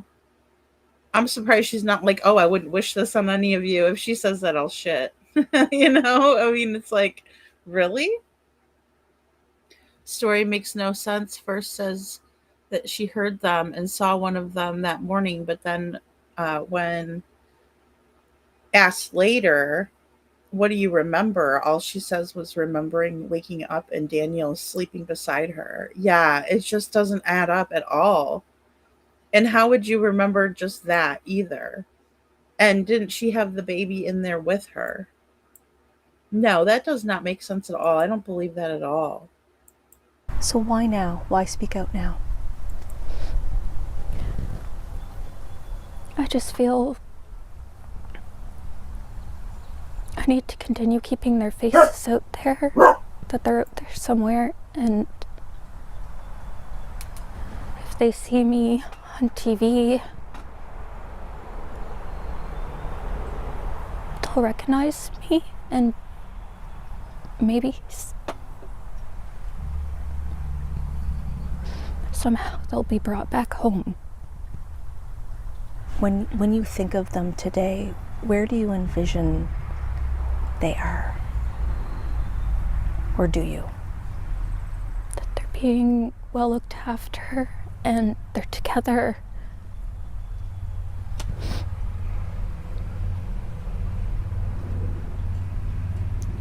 That's all a mother could hope. What keeps you up at night? Just not being able to tuck them in at night and give them a hug and kiss and read them a story.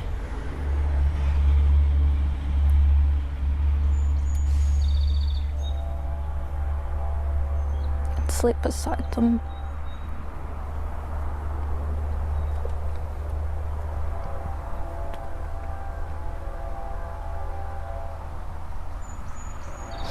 I miss them a lot.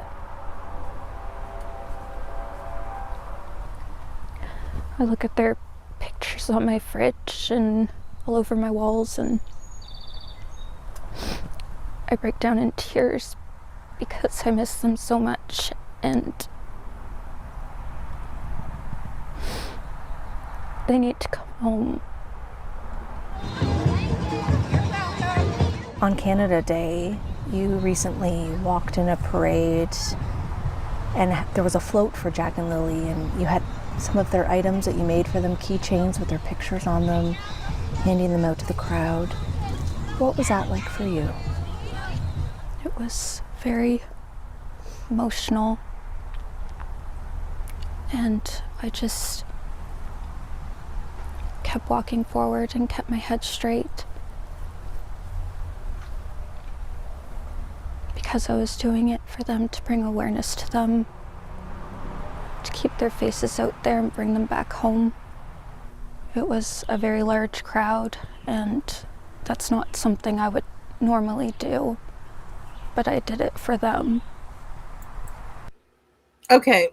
So it's a large crowd. I don't usually like large crowds. Well, neither do I. I get it. I get some of those things, but you know, to make it seem like she's just, did the most and oh my god, I had to do it for them, so I did it for them. So I did it, right? I did it. It's over, okay? I did it. It's gone.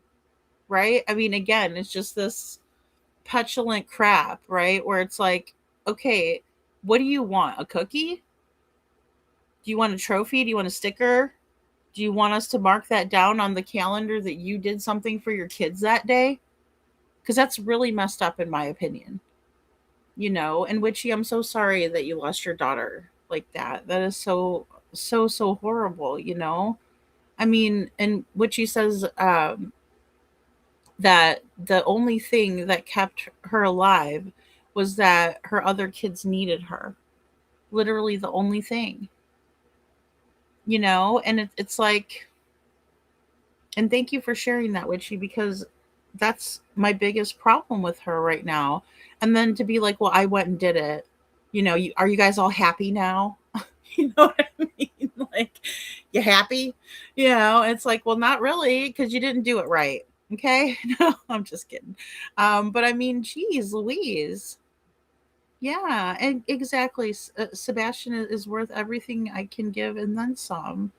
Yeah, Seth, he is. And, Seth says, as a father of a missing child, trying to keep Sebastian out there takes a lot. You are fighting against the latest missing person or child's case, national issues, national cases like Red Rum and trials, etc.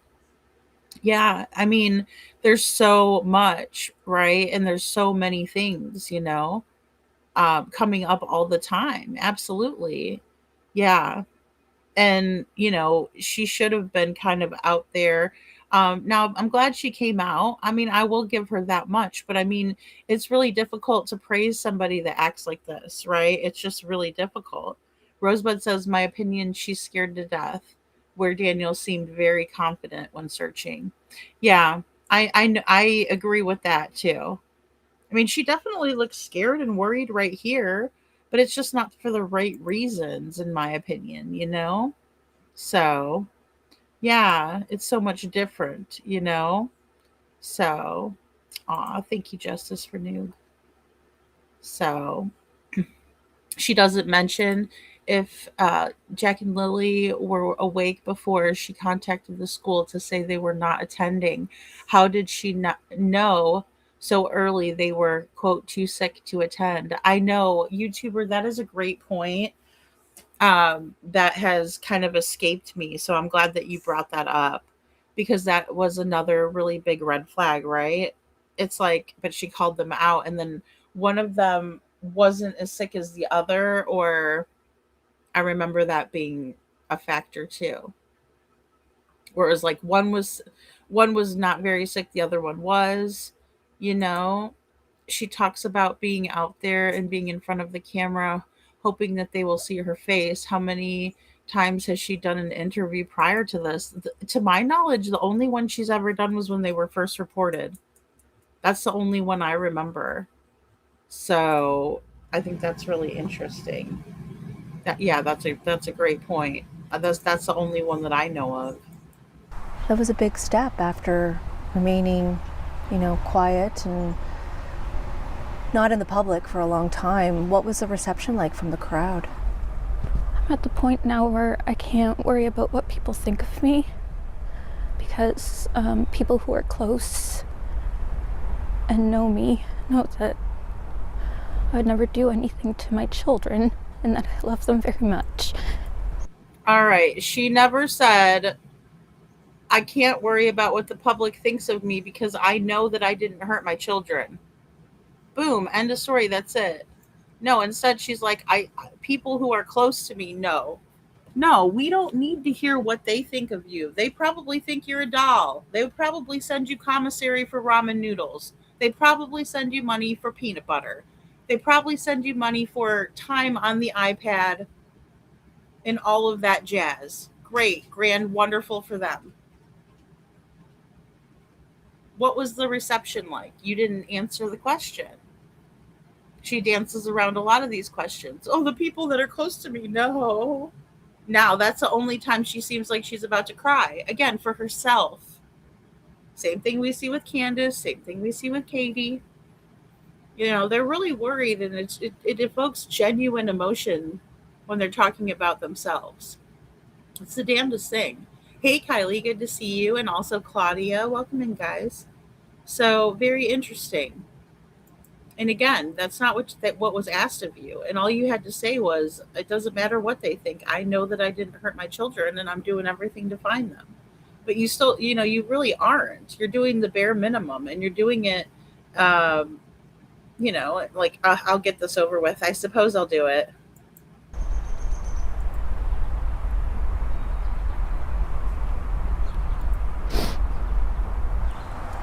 And I understand you've also And, here's the thing, too. She is literally not cried a single tear for her children, but is emotional during that. It's mind boggling. been taking part in other searches for other missing people, one just recently as well, here in Nova Scotia. Why do you do that? Because I feel very helpless right now without having answers or I'm sorry, knowing guys. Hold on. I will read you that. Hush your butt. I don't know who you hear out there, but something. All right. Sorry, guys. Here we go. We'll go back to that. Nova Scotia. Why do you do that? because I feel very helpless right now without having answers or knowing what's the next step to do. And so helping others is basically all I feel I can do. And I know that you've said, Okay, so she's literally going out and searching for other missing people, but she's never gone out and searched for her own two children. Guys, I cannot make this up here. This is literally what is being said. I'm going to back it up again. for other missing people. Hold on, sorry, because I didn't back it up enough.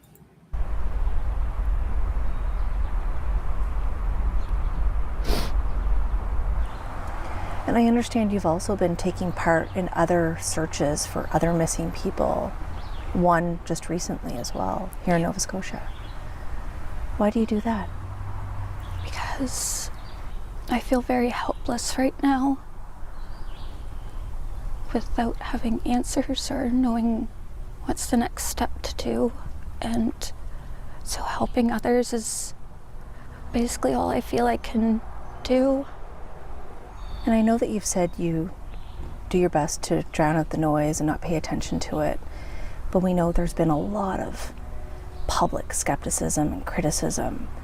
What's that been like for you to deal with on top of everything else? I don't like the negative attention and the made up stories that are taking from the case, because no one has answers. So it seems like they're making up answers for clicks and views, which is so disheartening because these are my babies and these people are taking away from the case and Okay. Well, I got to stop her right there because I'm sure there are people out there that do horrible things and probably do some really crazy things that I couldn't even imagine that they're doing when it comes to Jack and Lily's case. I'm not saying that. But the reason that I didn't cover Jack and Lily's case is because I felt the circus coming on, right? I've been through and I'm still involved with Sebastian's case, the circus that has been created, by these zany ass characters in the story, right? But the fact of the matter is these are real little kids who are missing. So no, I could have probably gotten a lot of clicks and views, Miss Malaya. Let me tell you something. The videos that I did on Jack and Lily got like 4,000 views on one of them, 3,000 on another one. That's not why I do it. Why I do it is because I think that awareness is the most important thing. But I also find it interesting when folks like you become the norm that we're seeing when there's a missing child. You're reporting these kids missing and then you don't want to tell us anything. You don't want to give us any answers. You got Daniel's mother coming on, you know, worldwide TV stations without a bra on, acting like a fool, making a mockery of your missing child's case. So you and Daniel and Janie and all of those Yahoo idiots are making a mockery out of your own child's case. Your two children in this cases. It's disgusting to me. So I didn't cover this case like I would have because I already knew that there was all kinds of fuckery going on. Daniel going from panel to panel, Daniel getting arrested, but not for Jack and Lily. Don Wells got arrested too, but not for Summer. It's ridiculous. It is absolutely ridiculous and it's sick. These little kids are out there missing. And you're going over there and searching for other missing kids in Nova Scotia. You've left Nova Scotia because of your two missing children, yet you're going back there to search for other missing children or people, or was it just one of your friends? I mean, how did you even get linked up with that? Again, it makes no sense. Well, I'm looking for these people because I don't know what to do. Look for your own. There's an idea. I mean, and I don't believe that these people are stupid, by the way, because I could just chalk it up and be like, they're dumb. They're dumber than a box of rocks. They just don't get it. But here's the thing. I think they do get it. I think it's all a ploy, to say, look over here, not right here. Hey, Savvy Gamer, good to see you. You know?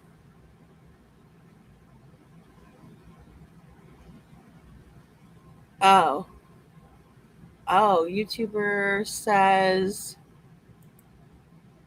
Rosebud, yes, she contacted them via an app. I think at 6:18 a.m. Oh wow. Okay, I don't think I've heard that. She called the school that morning they went missing saying they wouldn't be attending. Kind of like canceling that therapist appointment, right? Like Katie did for Sebastian. I agree. Like those are the little nuances and the little similarities that are just undeniable, you know? So, yeah, it's just sad, Valley Gal. Like I said, that lady just coming out, they had duct tape all over their house. Their house looked like, Silence of the Lambs, but outside a, version of some sort of a pen, you know. I'm like, this is too creepy. And I'm just hoping that the RCMP finds these kids, and they still haven't. They still have not. Could Daniel have gone on that app and accused them from school? Or excuse me, excused? Can he have gone on the app and excused them from school, or did he say she did it? Big red flags. Yeah, I didn't realize it was that early either. 6:18. By the way, you guys don't have to put your SS number on any medical paperwork, only financial. Well, thank you for letting us know that, Claudia.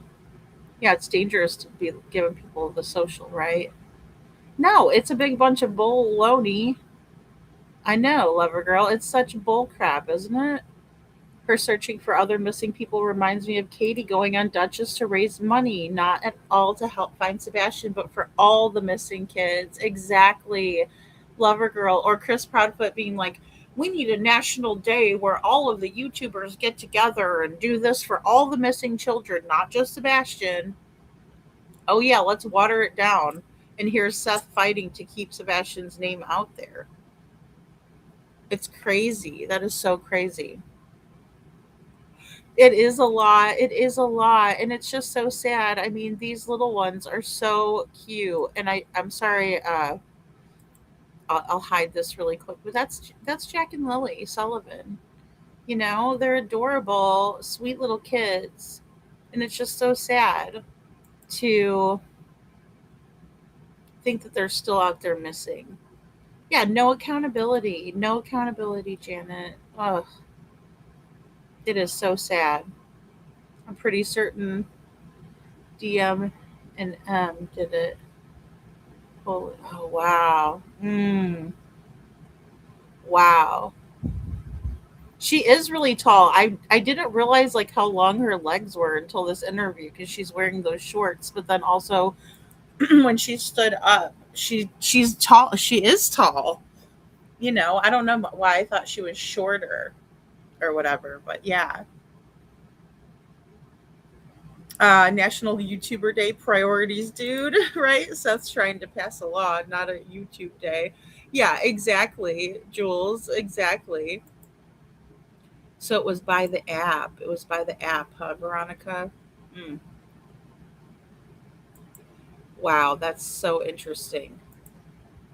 I didn't realize they had apps for that, but it's been a long time since I've called a kid out of school. Causing distractions, and I don't know whether it's purposely or unintentionally, but it's not okay. These are my babies and they need to come home. And how are you doing now compared to even a year ago? The trauma is still the same.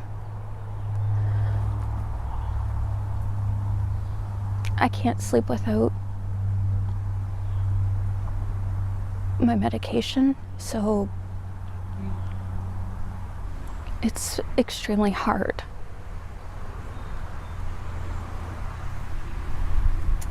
Your life completely changed that day. Yeah. No parent should ever have to go through what I'm going through, and I would never wish it upon anyone. It's unbearable, and I don't think I'd be able to get through it without the support that I have in my family. Tell me what they've been doing for you really how they've come through for you. We help each other, and we always stand by each other no matter what, and keep each other busy. When you say that you wouldn't wish this upon anyone, and we know that Oh man. All right. Well, it just officially happened. And she's like, "Yeah, yep, I said that. I wouldn't wish it on anyone." Wow. What is with that? I mean, I get it. Like it's like what somebody's going through if you're going through something, but I don't know. I just don't get, maybe I just don't get that phrasing, or I might not say that. Like if somebody was like, "Wow, you're really going through it. You're going through a lot." I wouldn't be like, "No, I wouldn't wish this on anyone." Like I don't know. To me that's just an odd choice of words. Take away the Canada accent, she sounds like KP. Hey Mountain Man swag. Wow. Yeah. Oh my goodness. She does. She's got that attitude, the kind of like I'm better than thou attitude, right? Like I can't believe you guys are questioning me. Like I need the answers, and she goes like I'm demanding answers. I'm like, well, I'm demanding answers from you, ma'am, because I think you. read the comments myself online, mothers who are judging you as a mother. What do you say to those people? Hug your children tight, because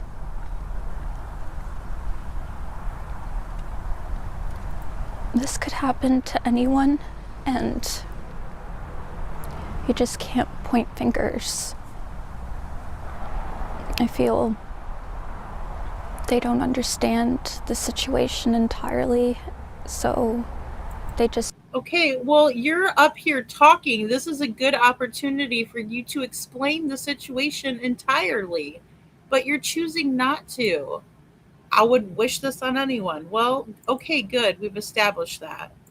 Happen to anyone, and you just can't point fingers.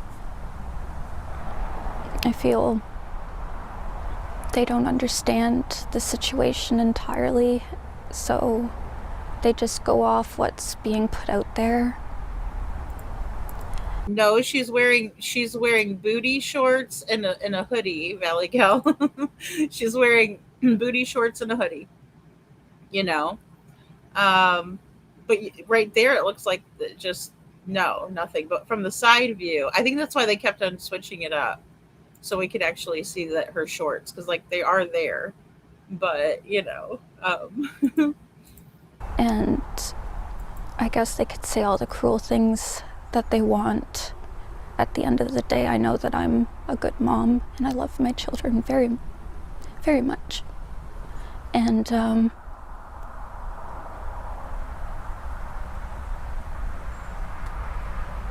I'd give anything to just hold them right now.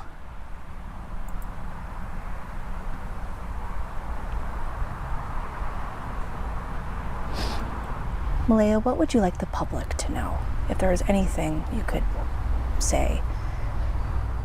I want them to continue keeping my children's faces out there, keep reposting, just help scream their names to help bring them home. That I believe that they're out there somewhere and they will be returned home. I have dreams about them coming home, and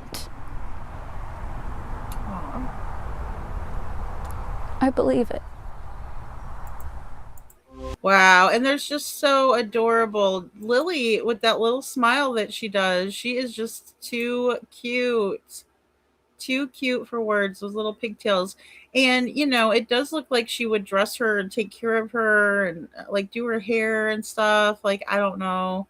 It's hard. But then again, like I said, when my daughter was little, like she's like her hair to be all crazy wild and stuff. So it would be like hard to tame her curls. But so, Savvy Gamer, I do have a bit of a timeline, but it's evolved quite a bit because, there was a lot of information that came trickling out. Because in the beginning, they were just basically passing off their fairy story, So, but yeah, it's really hard to kind of pinpoint it, because again, their original story was not, and that's the problem with these cases, is that when the people that were last with the children don't want to be honest with what the events that happened, it's totally hard for us to put the pieces together. um so I know, but I wonder if her eyes are what like creeps me out about her though.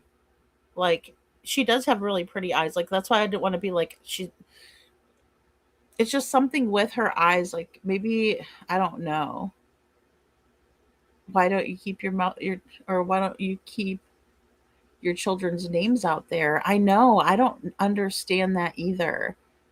I don't understand why she wouldn't try harder, and then also why she would go searching for other kids. They would walk back home unless you speak out and ask for help. I know, well, and why they she wouldn't be looking all around the area. I would have given the baby to my mom. If she's got a support system like that, then she could have given that baby to her mom to take care of. And, you know, we should start on that. Assist the missing children's family. No, I mean, is there one from the law? Not necessarily. I think they're a little bit hazy on the details. I think they really are. But no, I mean, I understand. I mean, it's difficult. Um so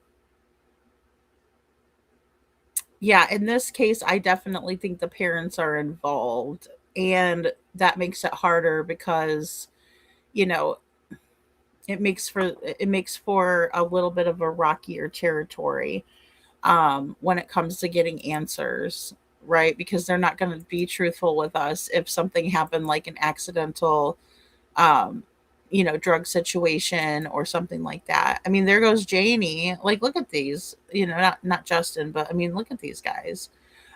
Okay, so let's go ahead, and Justin has some good lives too.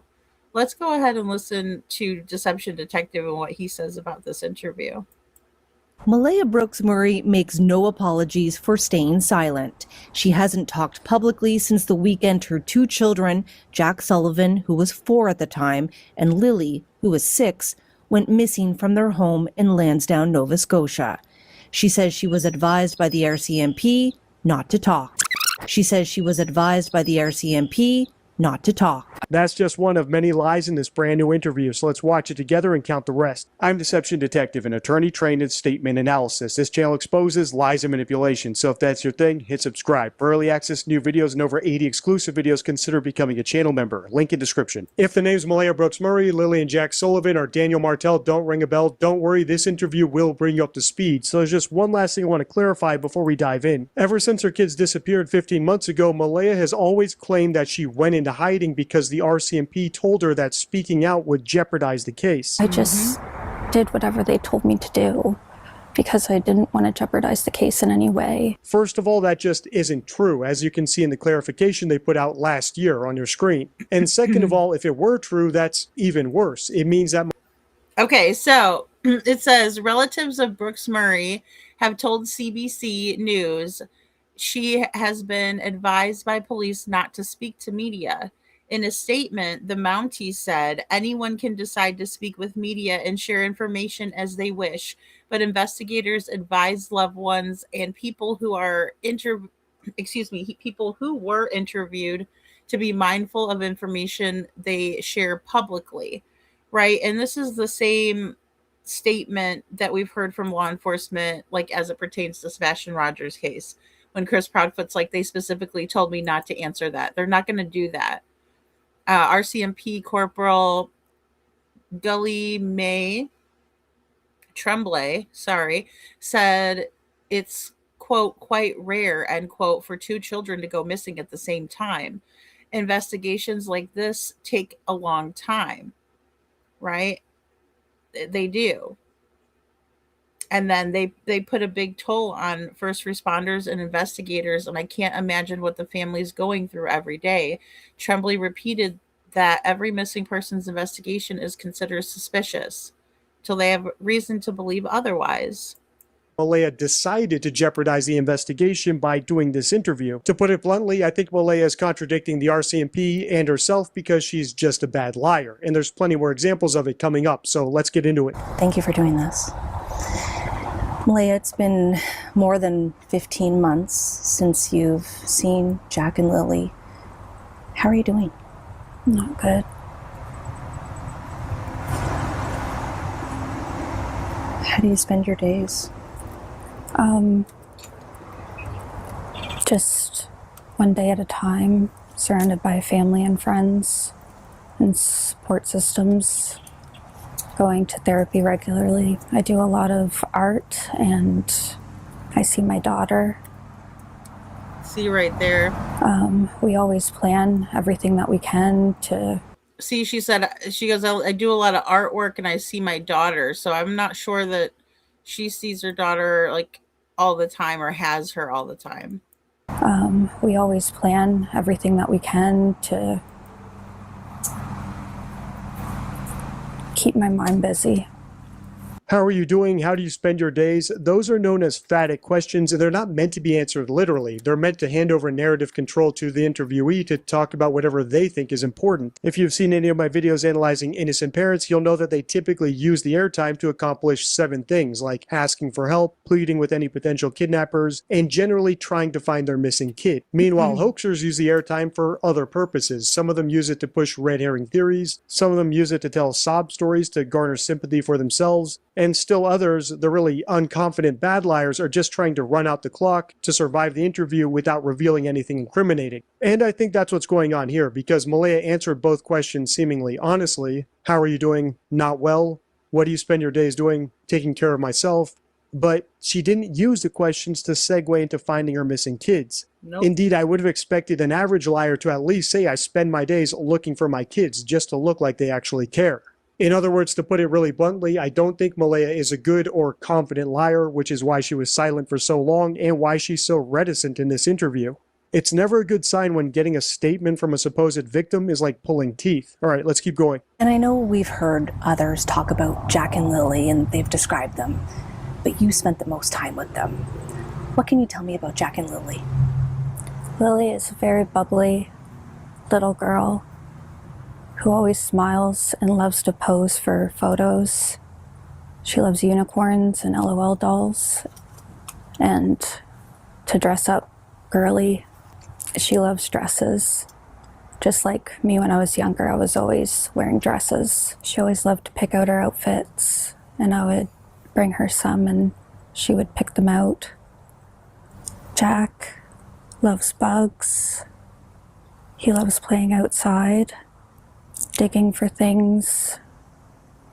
Anytime he got a new dinosaur, he was always excited and loves those dino smashers. Those were his favorite. They were both always so happy. And how were they with each other? They loved each other. They hugged each other. They would say sorry to each other. Aww. Sometimes they would get in fights with each other, but they would always make up. What do you miss the most about them? Everything. Their laughter, their smile, their hugs, their smell. I think it's just when you're a mom, your children have a particular scent that you never forget. And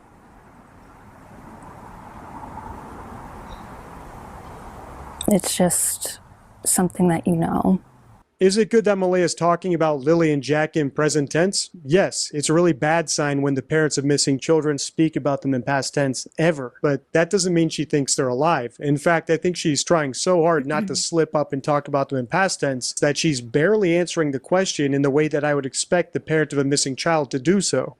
Remember, the entire point of going on TV, if you're actually the parent of a missing child, is to get people to care about your missing child. Whether it's getting the police to care enough to redouble their efforts, or getting the public to care enough to call in with even the slightest tip, or getting any kidnappers who may have taken them to change their mind and send them home to mommy. There's infinite ways to do this, to tug on people's heartstrings. But let me show you an example of an actual mother of a missing child talking about her kid And I won't tell you how long he's been missing. I'll tell you after the clip. Listen to this and compare it to what we just heard from Malaya. My son is Kyron Horman. As she said, he went missing June 4th, 2010 from Skyline Elementary School in Portland, Oregon. In a group, Kyron is the smallest in stature, but he's the brightest. You may not notice it because he's also the quietest. My son has a smile that lights up the room. You can't help but laugh when he laughs. He has this belly laugh that's infectious. He's a shy kid and is in his comfort zone when he's around his family and friends. He loves to play with his cousin and build Legos. He enjoys playing on his Wii. Skylanders is one of his most favorite games to play with his brother Quinn. The two of them have this thing that they do where they sit quiet and stare at each other. And Kyron is always the first to laugh, every time. It's so much fun to watch them together. Hopefully you get my point. Actual parents of missing children like Desiree Young, the mother of missing Kyron Horman, who was missing for 7 years at the time of that speech, aren't just going through the motions. They're doing everything they can to cajole the audience into caring about their kid enough to help. They're all Okay, I agree 100,000%, right? They're trying to make people want to find their missing child. You know, I know, Bo, Kyron Horman, his case is just, again, I think that Terry, the stepmother, has a lot to do with it, and I mean, she's actually crying. You could see her, wiping away the tears, like actual tears. It is another thing that really gets me, you know? Yeah, immediately you can feel the heart behind her words. Absolutely. As she's telling about her son. And I've heard the same type of heart go into when Seth describes Sebastian. It gets me every single time. It's so heartbreaking. I know she's very, very strong, isn't she, Holly? Very strong. My goodness. Yeah, they speak from their hurting soul. Exactly. And it is so obvious. It is heartbreakingly obvious, So, yeah, I think she's guilty too, Bo, for sure. For sure.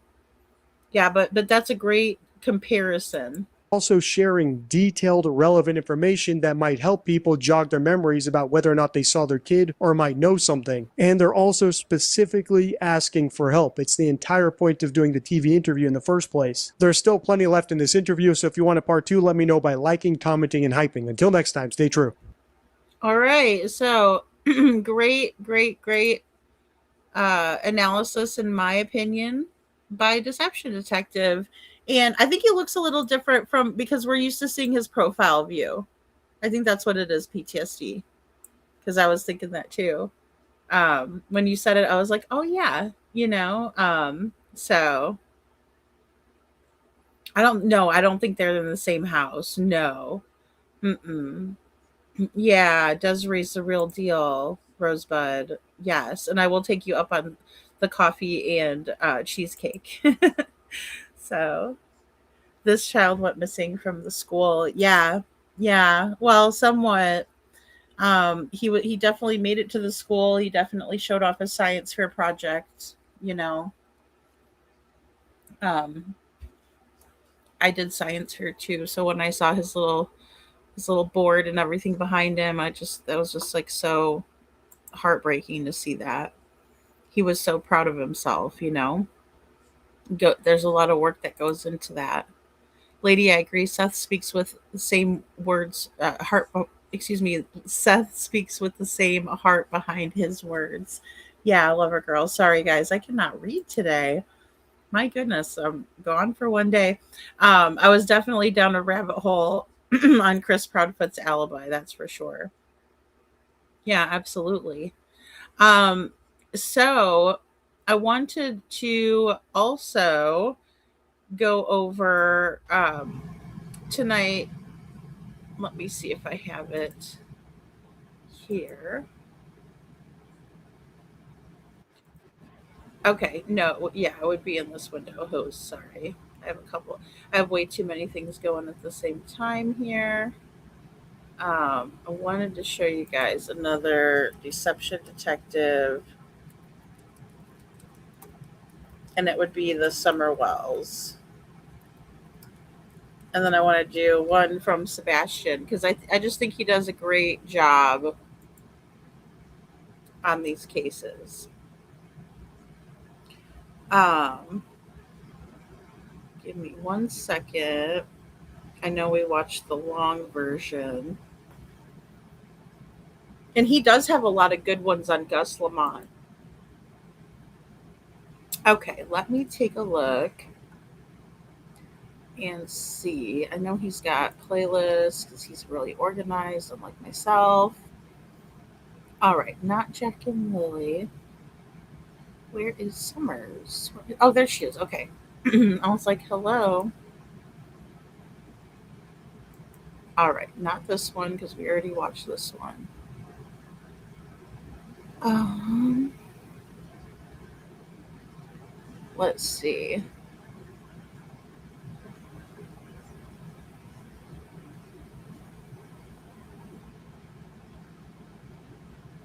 Okay, while I look for that one, let me go ahead to Katie because I know Katie said a lot of the same things in her interview. Let me go to her 2 year interview.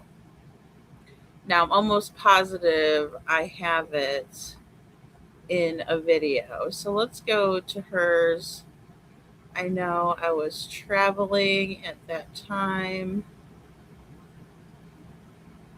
Let's see here.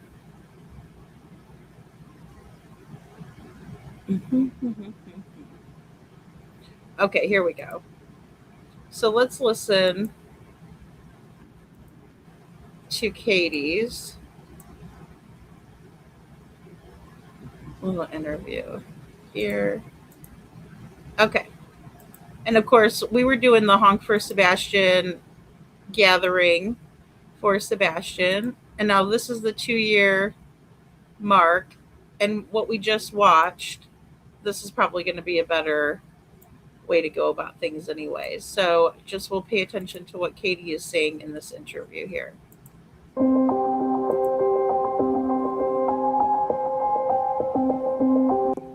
So, Katie, thank you for coming to talk with me today to help bring Sebastian back to the forefront of people's minds. So here we are. It's now two years this week since Sebastian's disappearance. What feels different about this anniversary than the first? Well, first, I don't particularly consider it more of an anniversary because in my mind an anniversary is something worth celebrating, and this is anything but that. All right, so Katie here is not Pollyanna Thompson, right? She's always the one that gets the scoop. But right here, Katie is absolutely, hey Andrea, good to see you. Is, absolutely smirking, kind of rolling her eyes, doesn't seem to be worried at all. At all. Truthfully, every day hurts the same. I mean, it doesn't get any better. I know that there are many people out there that are still helping to share his flyer and whatnot. We continue to ask people to do that. Helping to share his flyer and whatnot. We continue to ask people to just stay aware, keep aware of your surroundings, that type of thing. But as far as different, it's the same. It's the same pain. It's the same absence.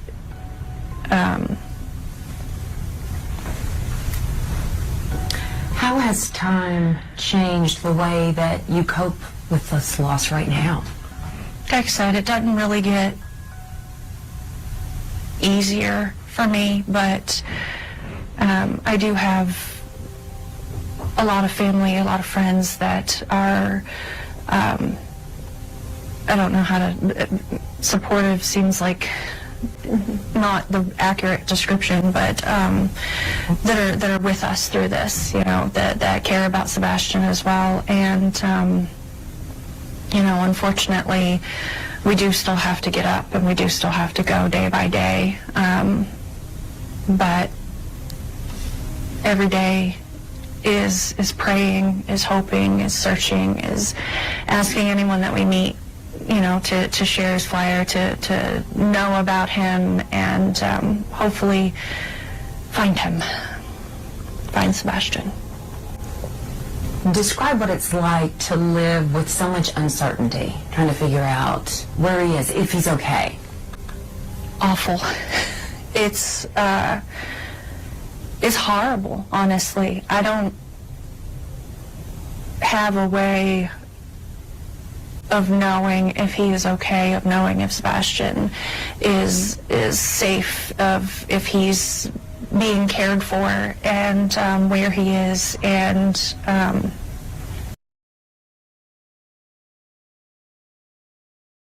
mean, I just get really, really creepy vibes from Katie, her monotone. Like, it's the worst thing. It is absolutely horrible. I don't know. It's just, it's terrible. It's the worst thing I've ever gone through. Really?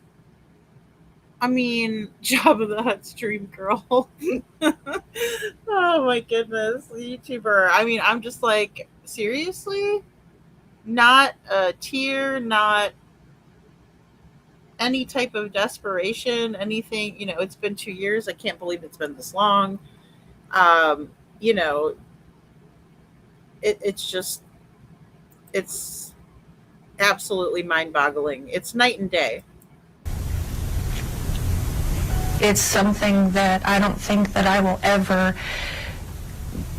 be okay or be used to until we get answers, until we find him, because that,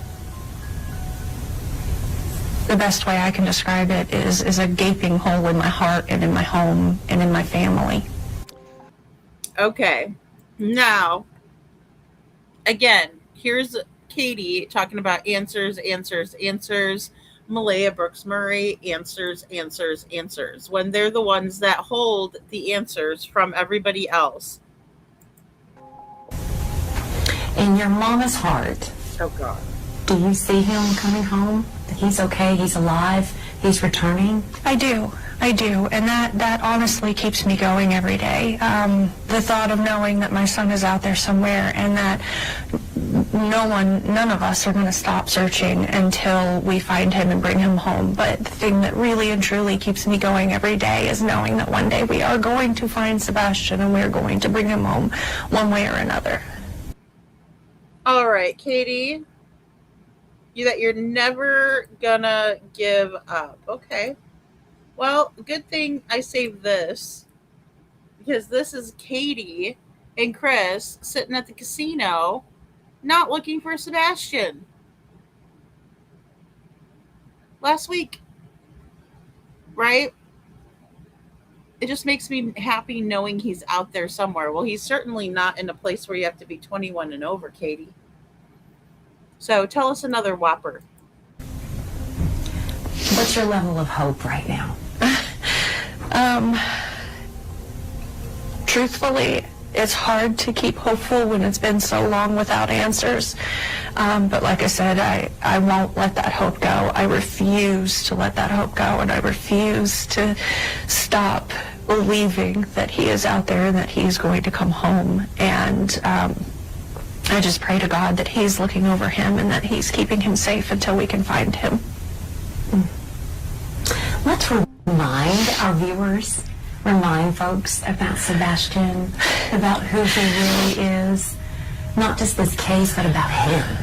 Oh, Sebastain is 15 when he went missing, 17 now.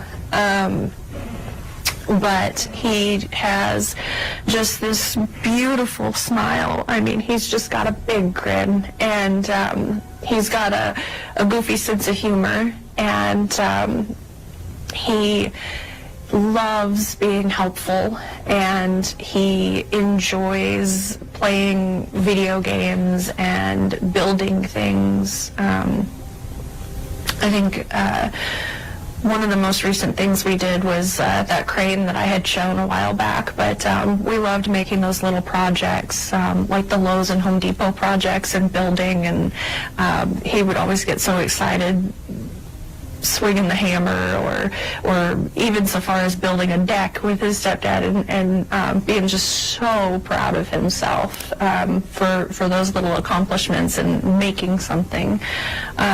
Typical teenager, though. I mean, he had his days where he was just grumpy and leave me alone and being in his room, but for the most part, he wanted to be a social butterfly. Sometimes he'd struggle making friends with like personal space and things like that, but overall he is just usually a very happy young man, and he loves animals, cats particularly. All right, so Katie is not going to tell Pollyanna Thompson that Sebastain was asking for friends for Christmas, right? Like, he had friends over at Seth's house, but he also probably wanted to have some friends when he was at his mom's house, which would be normal, right? Because teenagers, they get to that age where they just want to be around friends, right? Like, they want to be around their peers. They don't want to be around old farts, right? Like their parents. Even if their parents aren't old, they're younger people themselves. They still like to be around their peers, you know? No, just there's no emotions whatsoever. You know, no emotions at all. Yeah, tell us something we don't know. Exactly. You know? Crazy. Particularly are his favorite animal in the world. Green is his favorite color, and he loved getting out and doing things with us, going bowling and going out. We used to go hiking a lot. Going bowling. It's interesting that she would bring up bowling when that was supposedly the activity that she told everybody that day that they did, but then they never did end up really going bowling. It's crazy to me. It's absolutely bonkers. And we'd hike to, like when we lived in California, there were waterfalls and whatnot that we used to go hiking to. And he would get so excited at the end, just we'd make little videos showing how far we'd come and whatnot. But just a good kid overall. What do you miss most about not having him around? Oh, God. Oh, my God. Ew. Do you see Holly Thompson? Did you see that? What do you...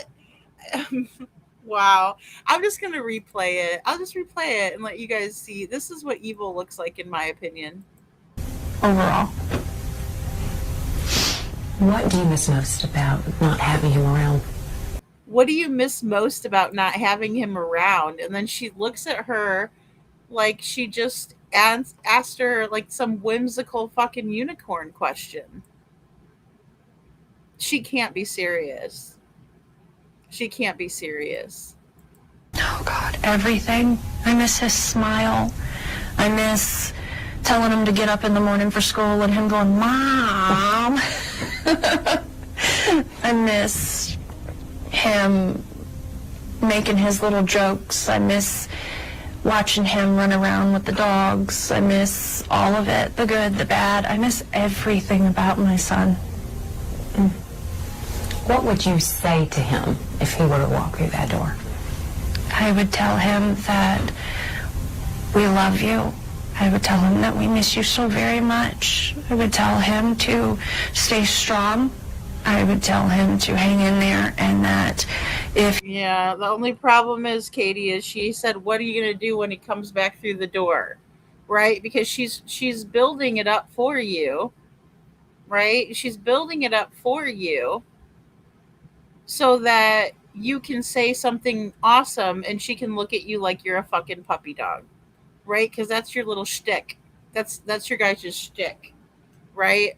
You guys sit there and you act fake as fuck together. Exactly, 100% fake, right? And it's just really, I mean, again, if you look at this interview and you look at the interview of that woman that interviewed Malaya Brooks Murray, she was looking at her with a professional eye, not with a, oh my gosh, Katie, I can't believe you're here. Oh, it's so good to see you. How's everything going? No, she's there to talk about her son who has been missing for 2 years. What is with the bullshit? Like, nobody acts like this. This is some sort of freaky ass alternate universe. It is so crazy. That is a tell. That is a tell. Which part, Liberty? I'll go back. She shook her head no. Okay, I see. Sorry, I missed that in the chat. They both suck. Valley Gal. I mean, what the hell? Like, seriously, you don't get more fake than that. That is so crazy. Okay, hold on. Let me just go back a little bit. We'll go to 709. Jokes. I miss watching him run around with the dogs. I miss all of it, the good, the bad. I miss everything about my son. What would you say to him if he were to walk through that door? I would tell him that we love you. I would tell him that we miss you so very much. I would tell him to stay strong. I would tell him to hang in there, and that if he ever had the opportunity to reach out and get a safe adult and, call 911 if you have to, that we're looking and we're never going to stop looking, and that I pray that he's okay, and that everyone at home loves you, Sebastain, and everyone wants you to come home, and we're here. I mean, and I think that's Duper's delight too. I really do. Ashman G, good to see you, says that lady's face. I can't. I'll tell you, it's like, wow. And I mean, like, I might overlook these things if I didn't know any better. I'm like, this is just so, it's just so bad. It is so bad. How long will you keep searching? Until my last breath. I'll never stop.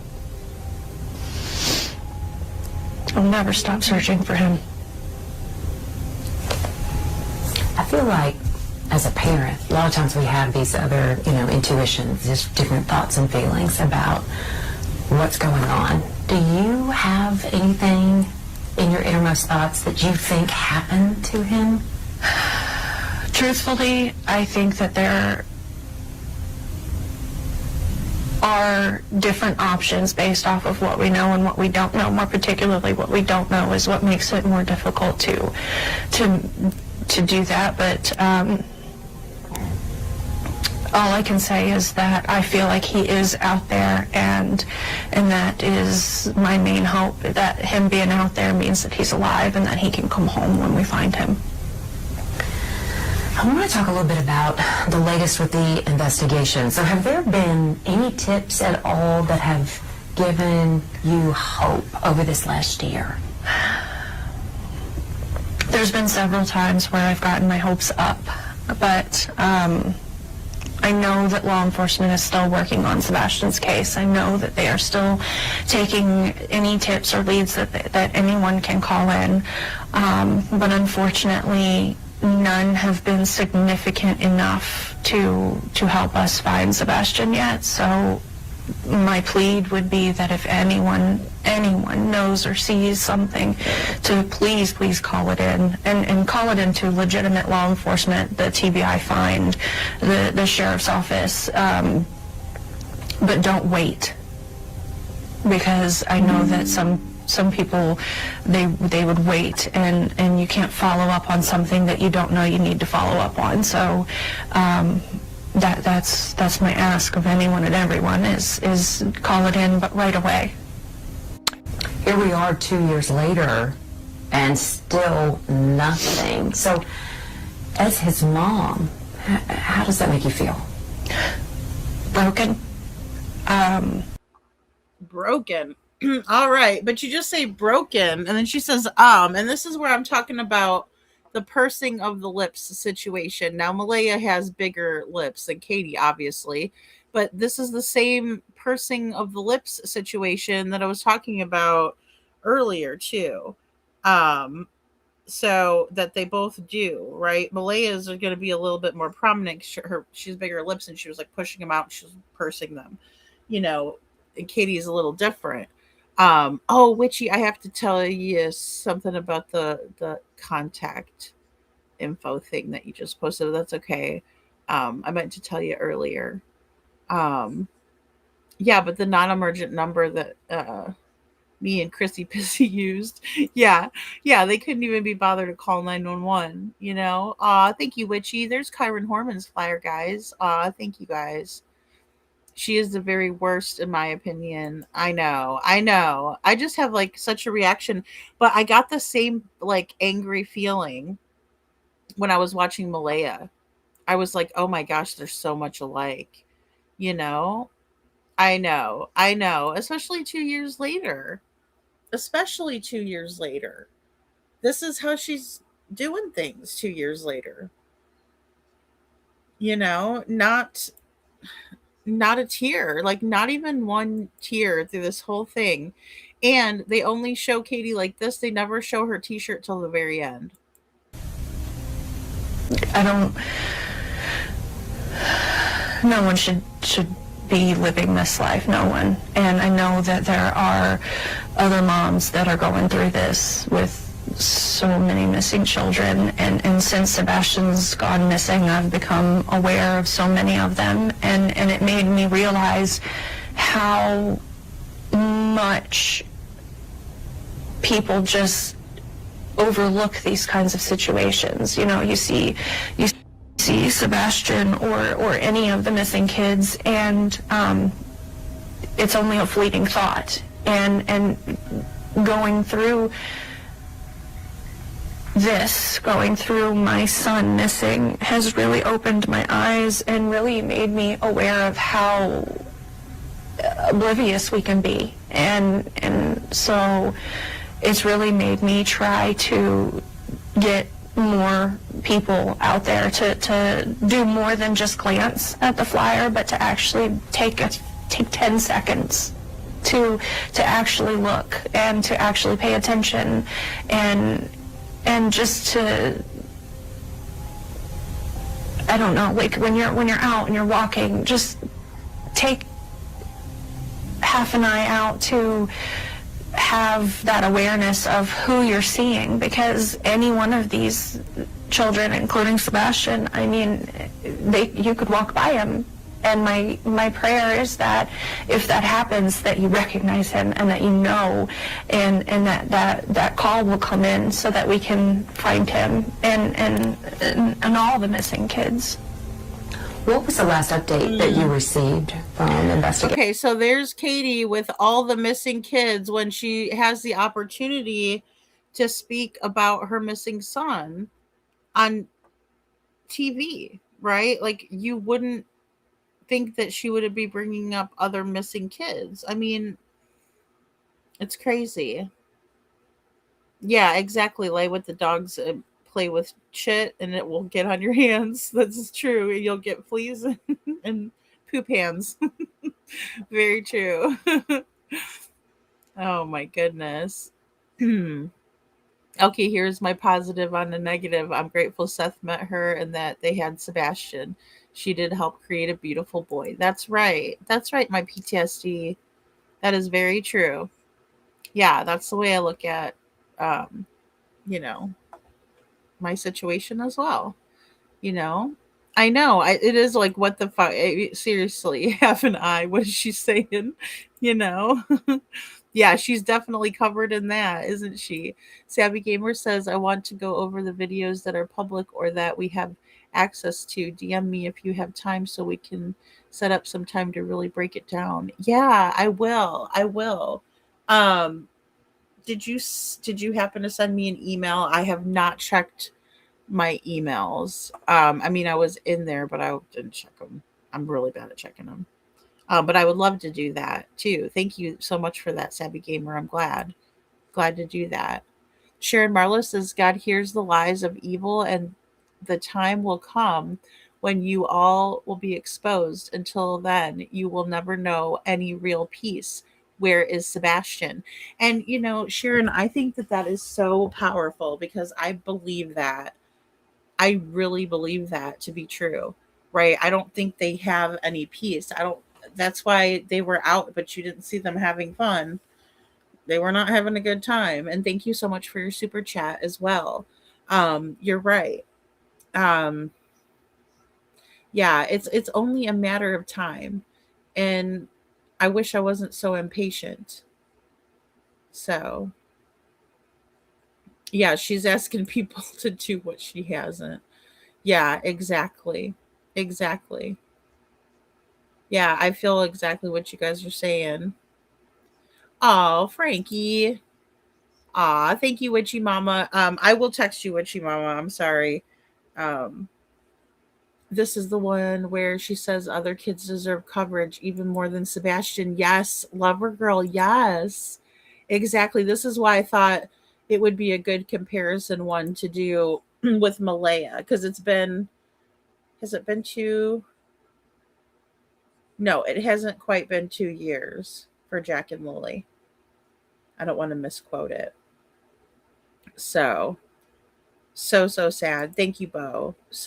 I mean, it's just, yeah, and a lot of similarities, but then a lot of contrasts in terms of Katie. Well, she knows the person she's interviewing with. She's interviewed with her since day one, really, of interviews.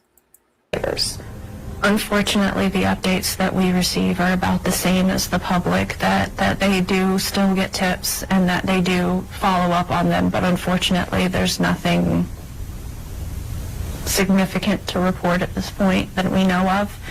I mean, I know that we don't know everything, but my prayer is that if something significant comes in, that we would know right away.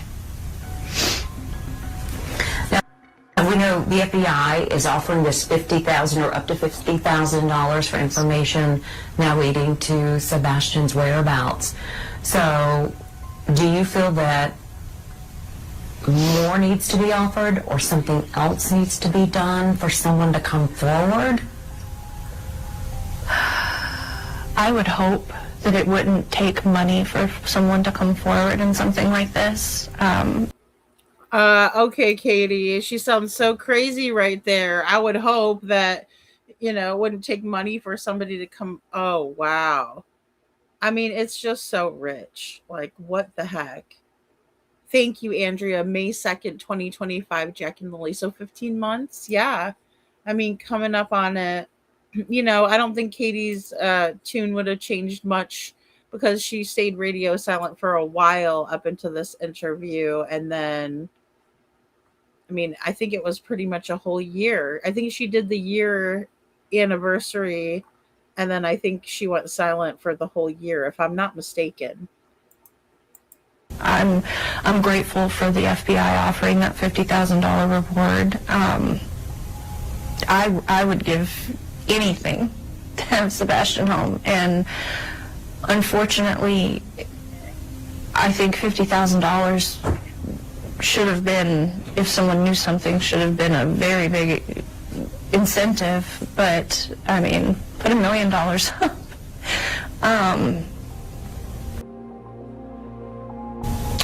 I know that his Amber Alert is still active as well.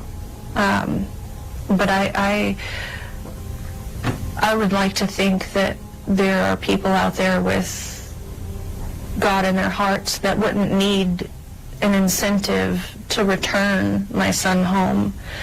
But if there were, if you need something, ask. Just send him home. The heck?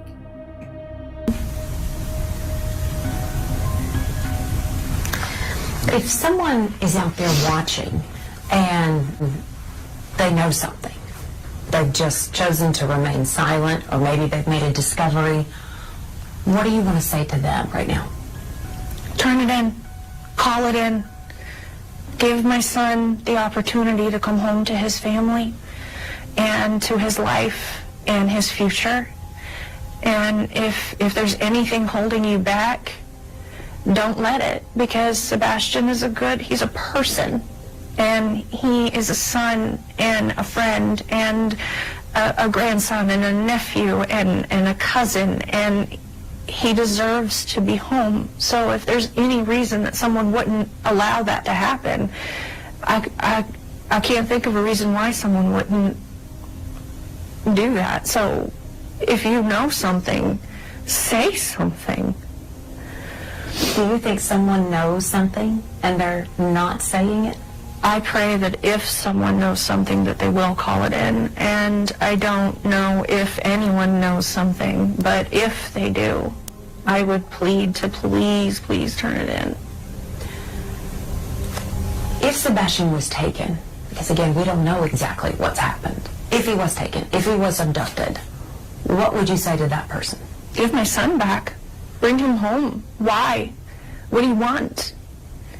I would just say let him go if someone had him. I mean, I don't have any evidence that that's the case, but if it is, let him come home. Let him come home to his family. Wow.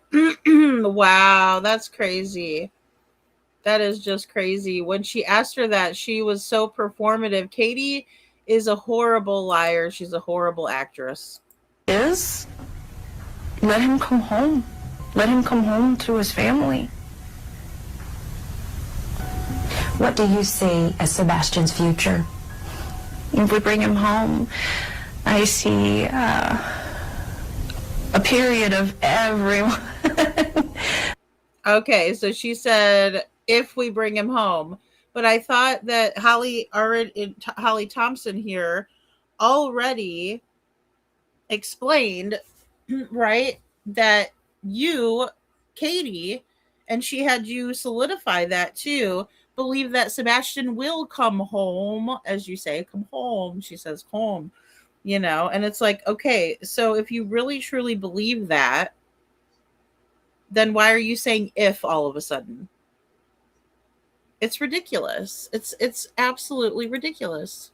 Just bombarding him with love and welcoming him home. And I would like to think that once Sebastain comes home and transitions back into his life, that he can finish school, he can make friends, he can grow up. I mean, 17 is so close to being an adult. But I want to see him happy. I want to see him successful in his own way.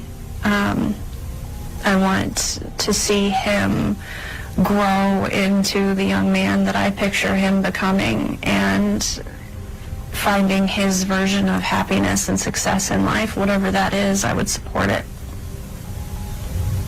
He's 17 now.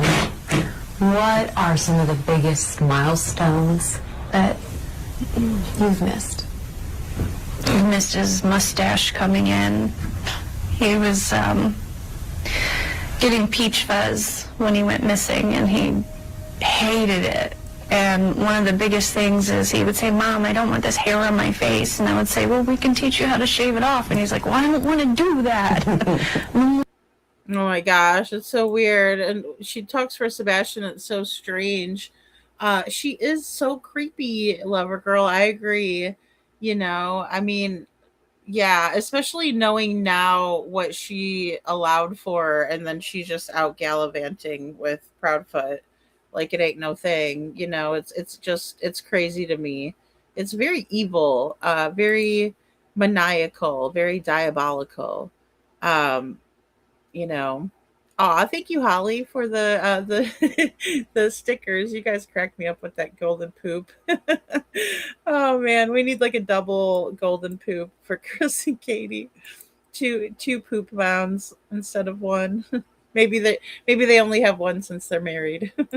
Like, well, I don't know what to tell you. You only have two choices. You have to let it grow or you have to cut it off. But I missed that. I missed his voice finishing changing. I missed his junior prom. I missed his birthdays, him becoming a young man. Wow, that was a weird face. That's a weird facial expression. I only notice that because when I go to pause on these things, it is weird. It is. She's always mentioning Sebastian's puberty. She likes to talk about things that are embarrassing to him, which is unbelievable. And because of them doing that, was the reason that Seth had to come out and clarify some things as well in the beginning. It's crazy how they tell on themselves. And that is, I attribute that back to that she likes to embarrass Sebastian, right? Because like, what person wants their puberty talked about? None of us do. Like, if we think back, especially to that age, like it was awkward, right? Like nobody wanted to nobody wants to broadcast that, and she's literally doing exactly that. And the bombarding him thing is strange, isn't it? It's like, what's with that? Because she said bulldoze him with hugs and kisses in the 1 year, and then here she says bombard him. But if you have a child on the spectrum, why would you bombard him with any type of like physical affection? I mean, not from you specifically, but it's like, what is everybody going to do? Like, let's all bombard Sebastian? Like, that's the last thing I would want to do to him. Poor kid. You know? I mean, I would just be happy for him to be back with his dad. Everything about this age that is supposed to be celebrated, and the good and the hard times, and I've just missed all of it. The good and the hard His voice times. was cracking and starting to change when he went missing, and so one of my biggest fears is that I could hear him. Guys, why is she smiling when he went missing? Do you see that? It's like weird how she thinks it's like so cute. She's like, oh, when he went missing, and she's just smiled. The good and the hard times, and I've just missed all of it. His voice was cracking and starting to change when he went missing, and so. Wow, when he went missing, and she smiled real big there with all of her teeth, with all of her pearly whites. His voice was cracking and starting to change when he went missing. There, that's her face when he went missing. Do you see that? Or is that just me? Am I going a little too far with this? Like, for real. What the hell is this? And then WSMV4 took this off of YouTube like 2 hours after they posted it. It's involuntary liberty. What in the heck? La do. Wow. That is so weird. I literally did not catch that on the first 7 tries. The smirks, and then she just when he goes missing, like, I get that maybe she's reminiscing on a happy memory at the fact that Sebastian's, I mean, that is cute. Don't get me wrong. I think that, and again, I don't have a son, excuse me, So it's not like, your daughters will be getting, a mustache and whatnot. But it's like, it's weird because, wow, I don't know. The smiling, that is so weird. It's so creepy, Bo. And you would think that she would be sad, like, oh my gosh, I missed his milestones, right? Because that's a milestone. Um, Girls have more embarrassing ones, I have to say, because I'm trying to think of ones, and I'm like, no, that's really embarrassing, right? Like, especially that are affiliated with, growing up. Um, so yeah, but like a mustache for a boy is a big deal, right? Like he can grow facial hair, like wow, you're not a little boy anymore, type of a thing, right? You're going into a young man.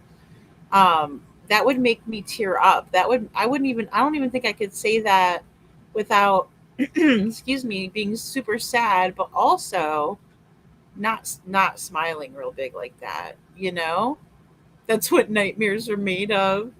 I know. You think it's the massive duper's delight? Wow. I mean, she gets a lot of validation from Holly Thompson. We don't call her Hollyanna Pollyanna for nothing. you know, it's been scientifically proven. Savvy Gamer says if he was taken, he will never be the same. If he was abused while abducted, he won't trust many people. Exactly. And will have a long road of recovery or to recovery. These are my thoughts. Oh, I agree with you completely. And I know it's a story that we talk about a lot, but it is a story about a boy who went missing for like 7 or 8 years. Stevie Stainer. It's an old case. But here's the thing, when he came back, he had a lot of issues. A lot of issues because he was hurt the whole time he was taken from his family. And it was strange for him to adjust to his family. Like, let alone all of these people, right? That are like, the news media was lining their streets. There were so many people that they couldn't get to their house, to meet him from the cop car. That's how many people were there live on the scene when Stevie came home. And it was weird for him. And then, oddly enough, in the made for TV movie, he played the cop that brought him back home. It was strange. But that story is very strange. So, well, there you go. That's, yeah, lady. If you chatted about your daughter shaving her legs or pits, it's the same for boys, in my opinion. Yeah, that's true, right? Okay, yeah, that is true. Like she was just beginning to shave her legs or something like that. But I don't even know. Yeah, or pits. Like, yeah, I don't know that that would be at the forefront of my brain. But then again, if I'm thinking about how they might have changed over the years, you know, yes, he does. He deserves to come home. He deserves. She chuckled in the beginning, talking about him being missing. Did you miss that? I mean, she does it like through the whole thing. She did it in that. She did it in the one year. Remember when she was on like the flamingo, and she was talking about Sebastian on the flamingo. But she also did it in the very first interview too. Especially like when they were making fun of Sebastian about him not liking bugs and stuff. Oh yeah, Rosebud. It was crazy because I didn't even have a chance to process through it all the way. Jen and I watched it together, and we were both like, wow, we both had like different opinions, of course, and we're just kind of like letting it all sink in. We're talking about it, and I'm like, wow. And then like I went to go download it, and it was off. You couldn't find it anywhere. That's why I have courtesy of Mob Crew on this one, because he downloaded it and made a video for his live that night. But it was off of YouTube. It was on and then off.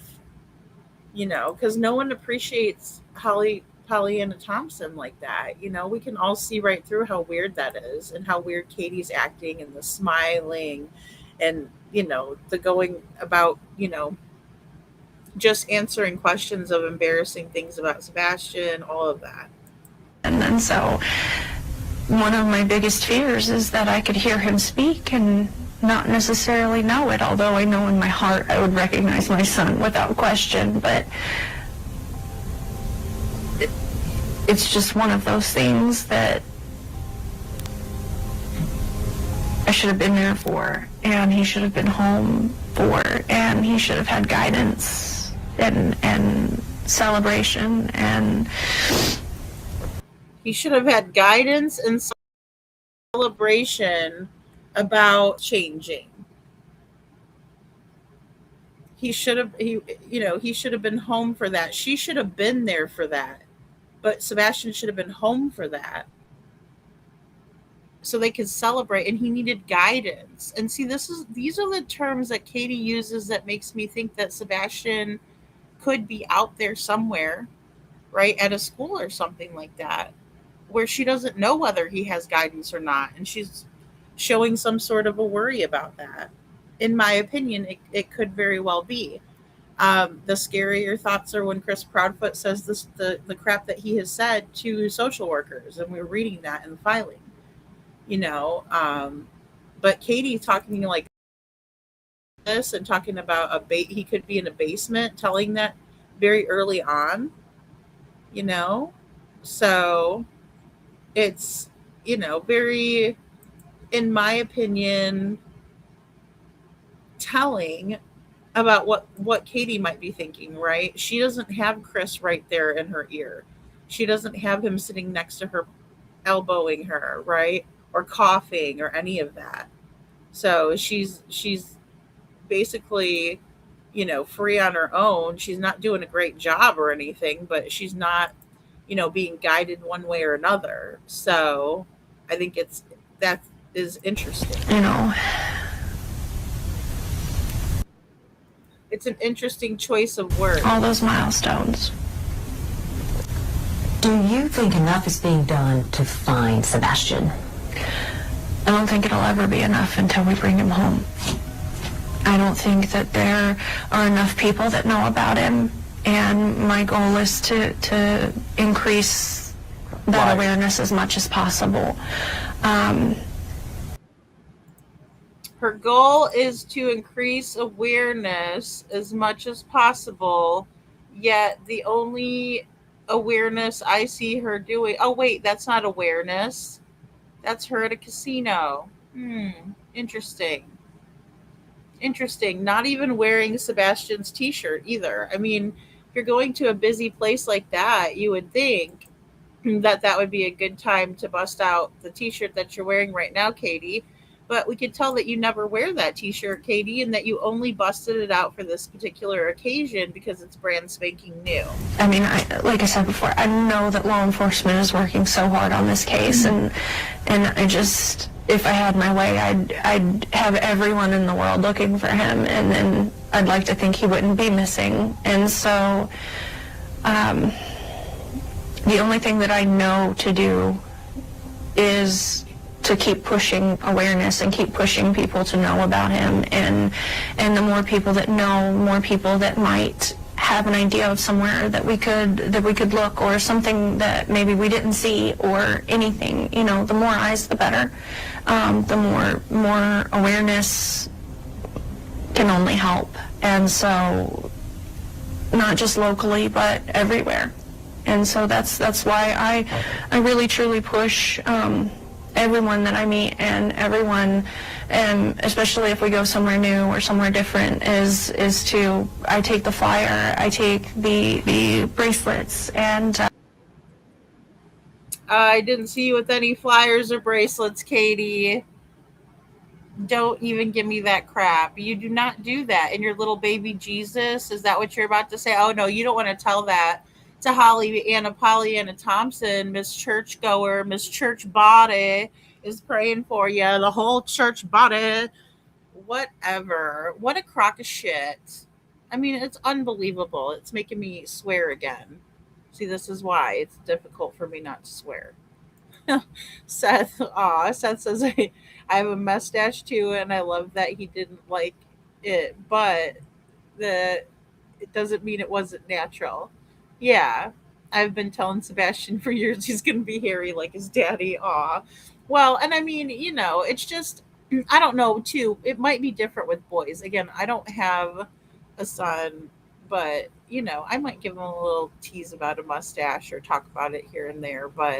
Um, but yeah, I mean, it is natural. I mean, it is something that's just part of how things go. I mean, your kids change tremendously.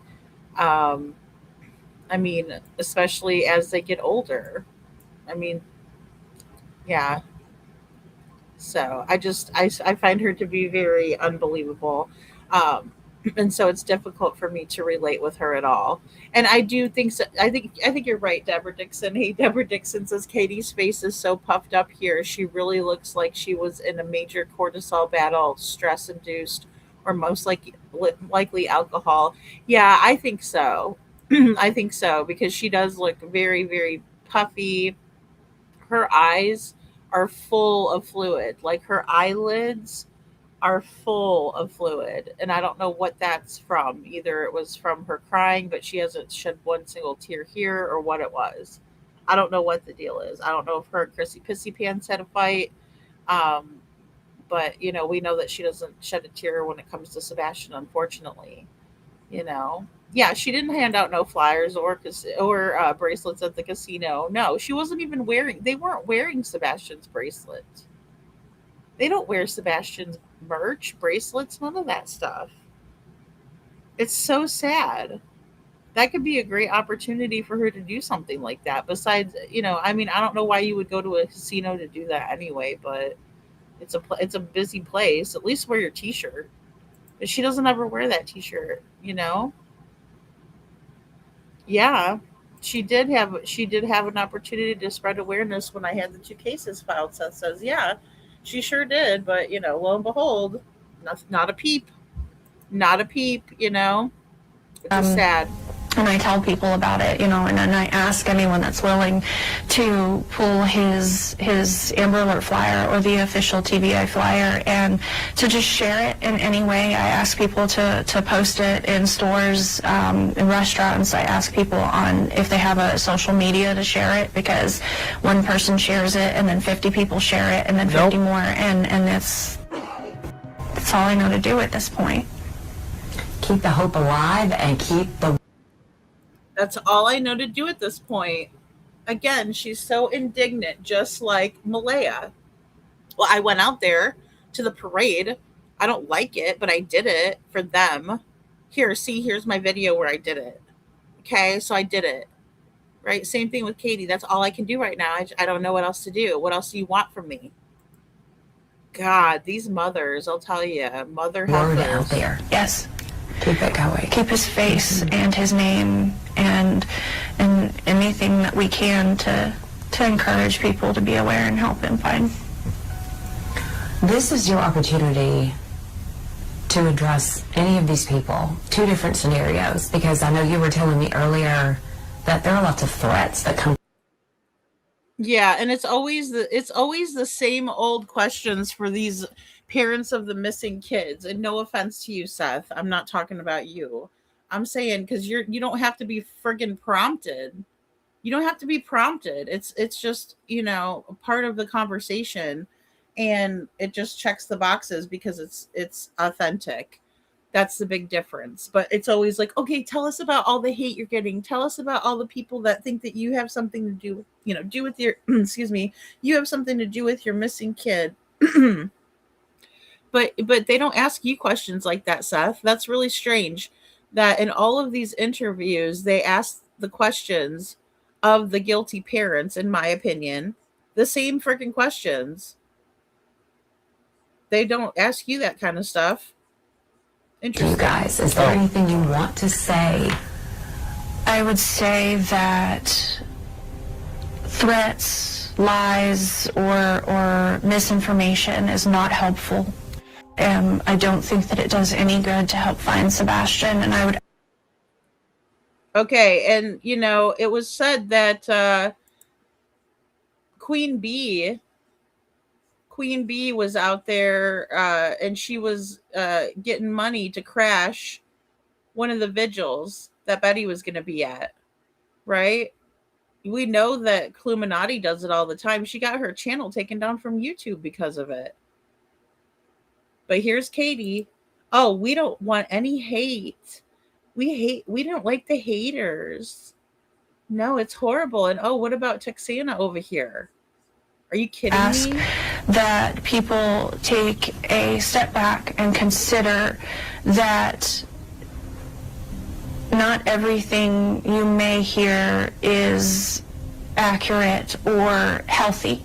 And I would ask that people look to legitimate sources for your information about the case and updates and whatnot. And I know that there's not much coming out because there's not much to come out. Oh, there's a lot that came out, Katie. Ooh, you might want to choose your words a little more wisely next time, because it looks like here's another big piece of humble pie. And I know that that doesn't necessarily keep people intrigued per se, but I would encourage that people look for legitimate information. And I know not only with my son, but many of these cases, it's like a telephone game. And I've even seen articles that are from legitimate sources that information even gets missed or misconstrued and is not always accurate. For example, like Sebastian's age when he went missing, I've seen places where that's inaccurate, and I know that it doesn't seem significant, but like I said, like the telephone game, and one person hears one thing and says it to another person, and then by the time 10 or 12 people down the line, it's not even anywhere close to the truth. And so I would say that if you have anything that you're concerned with, if you have questions, to seek answers from legitimate sources. And I would say that Where? Sebastain deserves better than nonsense. Sebastain deserves to have his face, his name, and his truth out there. Oh, yeah. And, this is the same shit that Malaya was saying, too, right? I mean, well, you guys, you're not getting information from legit sources. Well, sorry, you're the ones that have the answers, not us. There's a lot of misinformation. Well, then help us out. But you're not going to, because that would require you to be truthful. She had an opportunity to spread awareness. Oh, sorry, Seth. I just realized that I clicked on that twice. It helps if I scroll down in the chat.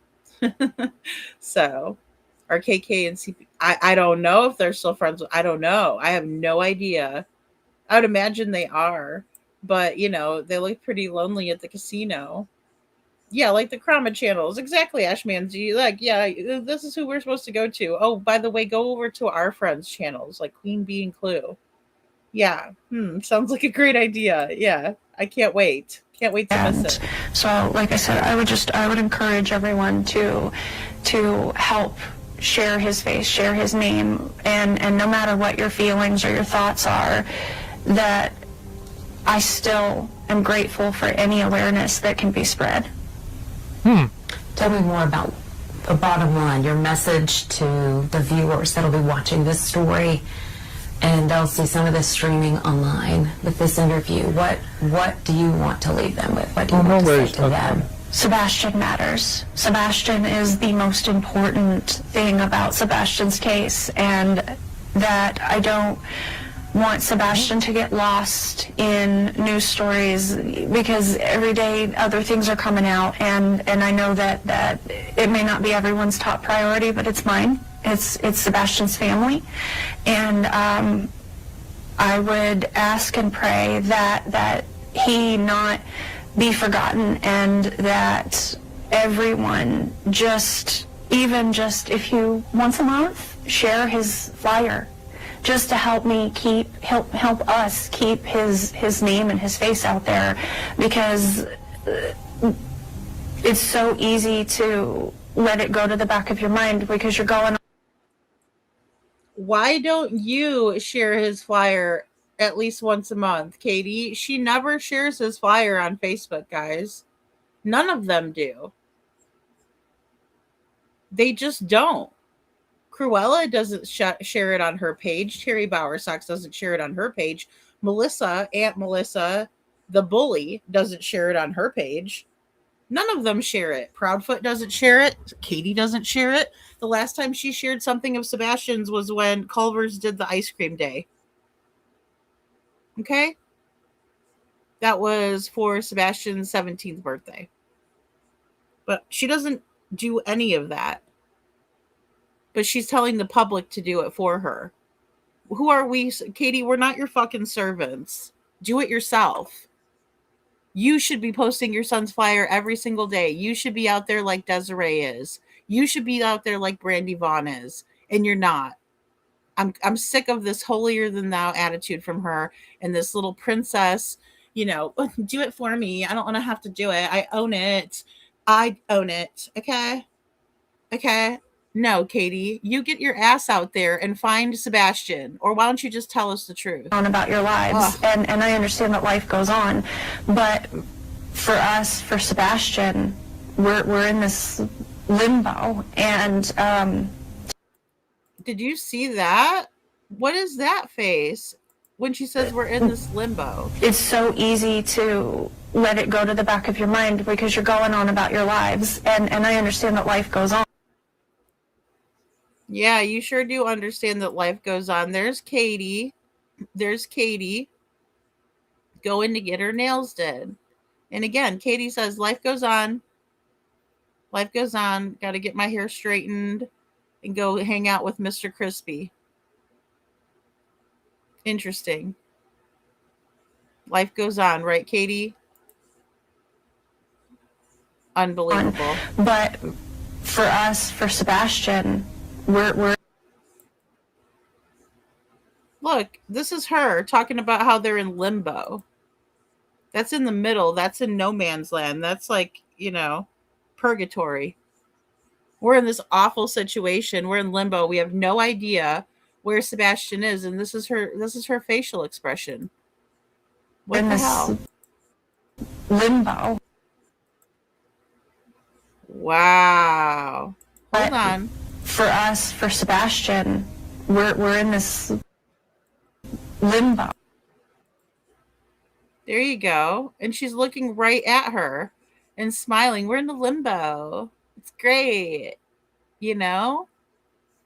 Gosh, it is so crazy, Lover Girl. I just get so annoyed by Katie, and I think it's because of that Texas Roadhouse footage, right? I think it's because of the Texas Roadhouse video where she's treating the wait staff like crap.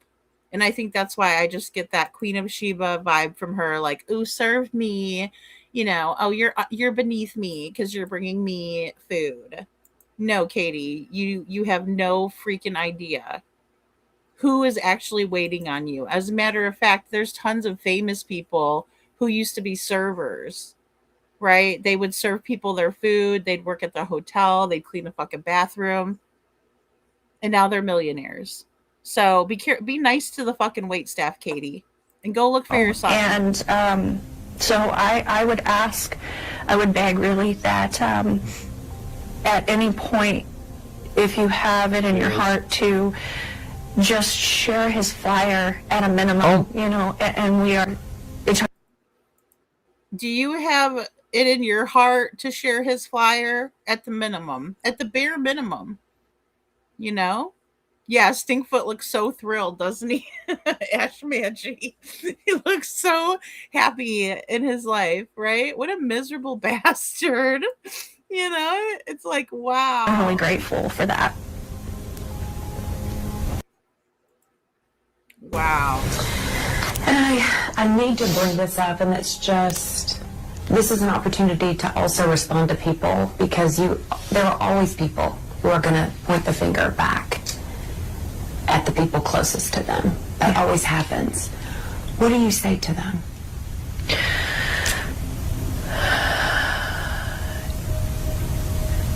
I would say that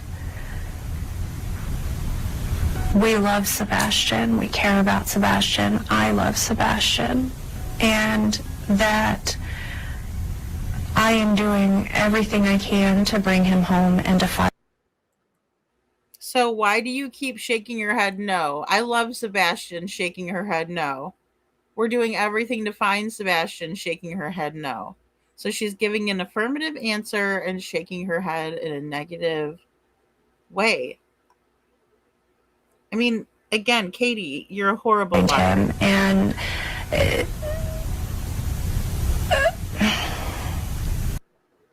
I can't even do it. vigilante justice doesn't help. Threats don't help. And that Sebastain deserves to come home in a world where he doesn't see some of the ugliness that's going on. Because when he comes home, he will see that too. And I would ask that people take that into consideration, that he doesn't deserve any of it either. How do you think that Sebastain would feel if he saw Mr. Chris making fun of his dad, Katie? Come on, dummy. Oh my gosh, she just gets me so riled up. If you guys can't tell, and again, it's so ridiculous. Hey, Tully. Tully says this interviewer makes me just as sick as some of the hard questions, not the same ones from last year. Yeah, it's the same exact thing over and over and over again. They continue to ask them, well, what would you say to people? What about Sebastain? There's barely any questions about Sebastain in this interview. And by the way, I mean, the stuff about Sebastain I get is very helpful in trying to find him, but you can get that stuff, into the story, right? In the beginning, and then focus on what we can do to find him, not focus on what other people are saying online. Who cares? Sticks and stones. And you and your husband had nothing to do No. with his disappearance? No, we did not. And you and your husband had nothing to do No. with his disappearance? No, we did not. Oh, she didn't even wait for her to answer or ask the question before she answered it. Didn't even wait. Didn't even wait. She's mine. How bad does that hurt when It is people crazy. start accusing you? How bad does it hurt? You already asked her how bad it hurts. This is again the same question over and over again in this interview, and it's focused on Katie and her feelings. It's disgusting. Again, sticks and stones, Katie, suck it up. Nobody likes to be talked about negatively. None of us are going to like that. If it's happened to us, we're not going to like it. Right? If it happens to other people, we shouldn't like it either. But in the same way, when you have this person up here lying her ass off, in my opinion, and it's just all about her. What about Sebastain? This is supposed to be you as his mother searching for him and putting awareness out there, not talking about people online and what they're saying. It doesn't matter what we have to say. You're still at large, you and your fucked up husband who abused Sebastain. It's all documented that you allowed for it and that he abused Sebastain. So why do you give a crap so much, and why does Holly Thompson care to keep asking you the same question over and over again? It hurts. It hurts a lot. Oh, boo fucking who? Almost as painful as waking up and finding my son missing is that people would consider that I would do anything to harm my son. And, I mean, anyone that knows us, that knows us, knows. Oh, anyone that knows us, Okay, that is Malaya Brooks Murray again. That's not what was asked, Katie. It's not, we're not asking anybody that knows you. If we wanted to ask people that know you, we would find them and ask them. Like, where's Lori at, Katie? I'd like to ask Lori. Anybody that knows you, she knows you pretty well. She seems to have been in, maybe even in the area in the time frame when Sebastian went missing. So why don't you let her vouch for you? I'd be happy to speak with her so she can let me know. Right? But again, this is that bull crap of anybody that knows us. That's not what was asked of you. It's unbelievable. And again, it's just this denial of the facts. And again, we have these three cases where we have Jack and Lily missing. The mom went to sleep and the kids are poof gone. They were playing. The mom goes to sleep, poof, gone. We got Summer Wells, except for nobody was sleeping at that time. But she's playing, poof, gone. That Sebastian is loved and that we would never do anything to hurt Sebastian. I mean, anyone that knows us, that knows us, knows that Sebastian is loved and that we would never do anything to hurt Sebastian. All right. Everybody that knows you knows that you wouldn't do anything to hurt Sebastian. Hi, Nicey Marie. Good to see you. So, what about the DCS workers that know you, Katie? What about the neighbors that know you, Katie? What about the filing that just came out, Katie, talking about how everybody knew that Proudfoot was abusing Sebastian? Or how about the fact that Sebastian reported this abuse twice and no one did anything about it besides come to your house and make it worse? Now all of a sudden he's missing and you're smiling about it. God, she is just a very cold and calculated and manipulative person. There's that blink again. You see a sweet smile on your shirt. Yeah. So we're going to get a close-up shot of that shirt, but I do want to say thank you for sharing your heart. Thank you. Thank you for helping and being a part of Thank you for sharing your heart. sharing the awareness for Sebastian. Thank you for keeping his name alive. So happy to do it. Thank you. All right. So that was that. 2 years is too long. 2.5 years, now too long. And, there's a bunch of information that came out and everybody facepalm and everybody knows now that there was a lot of documentation that they would hurt Sebastian. What about the fact that it's written down in the DCS records, Katie, that your husband, Chris, said that he hated Sebastian and that he wanted him to die? Katie? Because that was in the paperwork. That was actually written in the Gallatin paper, newspaper, that is. And it was also, in the Hendersonville paper. So all of the media in your area, even down to the newspaper, all the way on up to the highest. Like, don't tell me that none of these people, even if they're not covering it, that they don't know that there's this lawsuit, that they haven't read the filing, Katie. So tell me again how these people that are closest to you know that you wouldn't hurt Sebastian. Because it's coming directly from the people that are closest to you that you guys would hurt Sebastian, that you have, and that Chris Proudfoot did, and he told on Chris Proudfoot.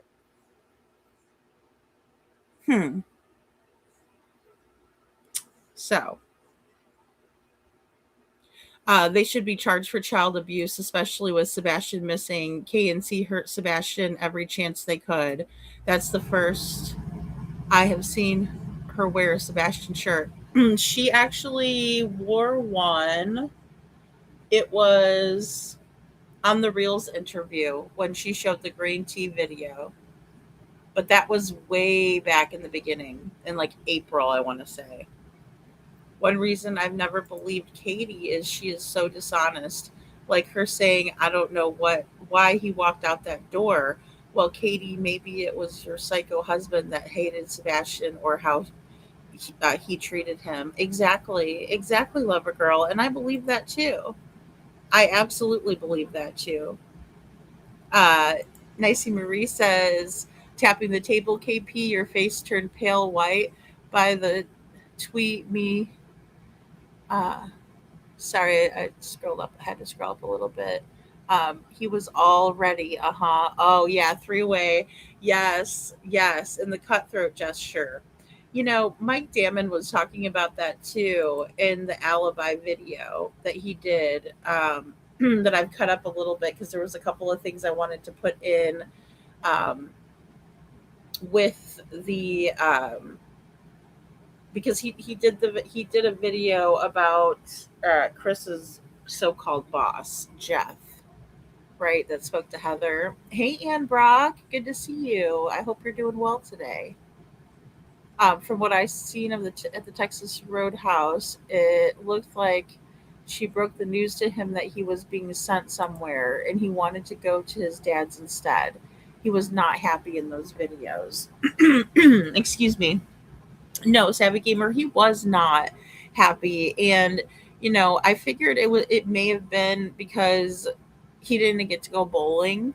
And so I thought, well, maybe that's why he kind of seems like a little bit down and out. Like he seemed like he was like, not too pleased, kind of eating, but really kind of wanted to just eat and go, that sort of thing.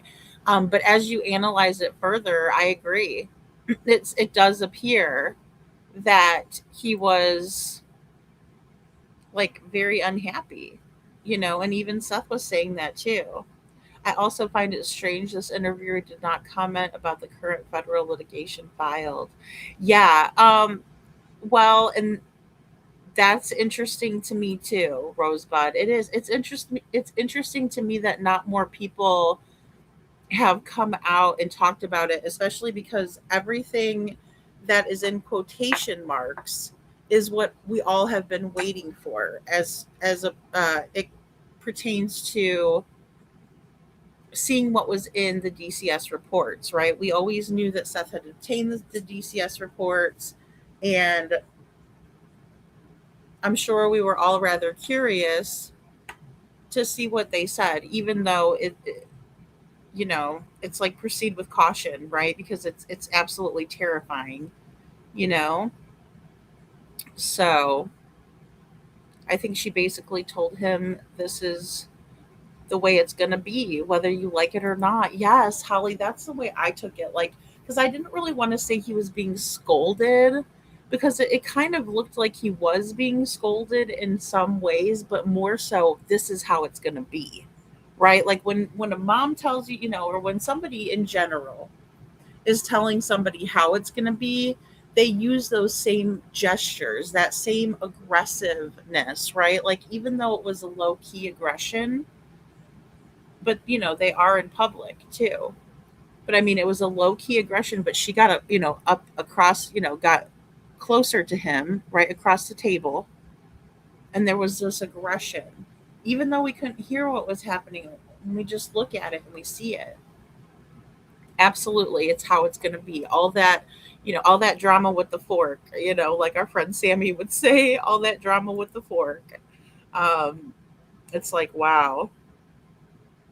If she would have been honest, I could believe he had every reason to run away. Me too. Exactly. Yes, lover girl.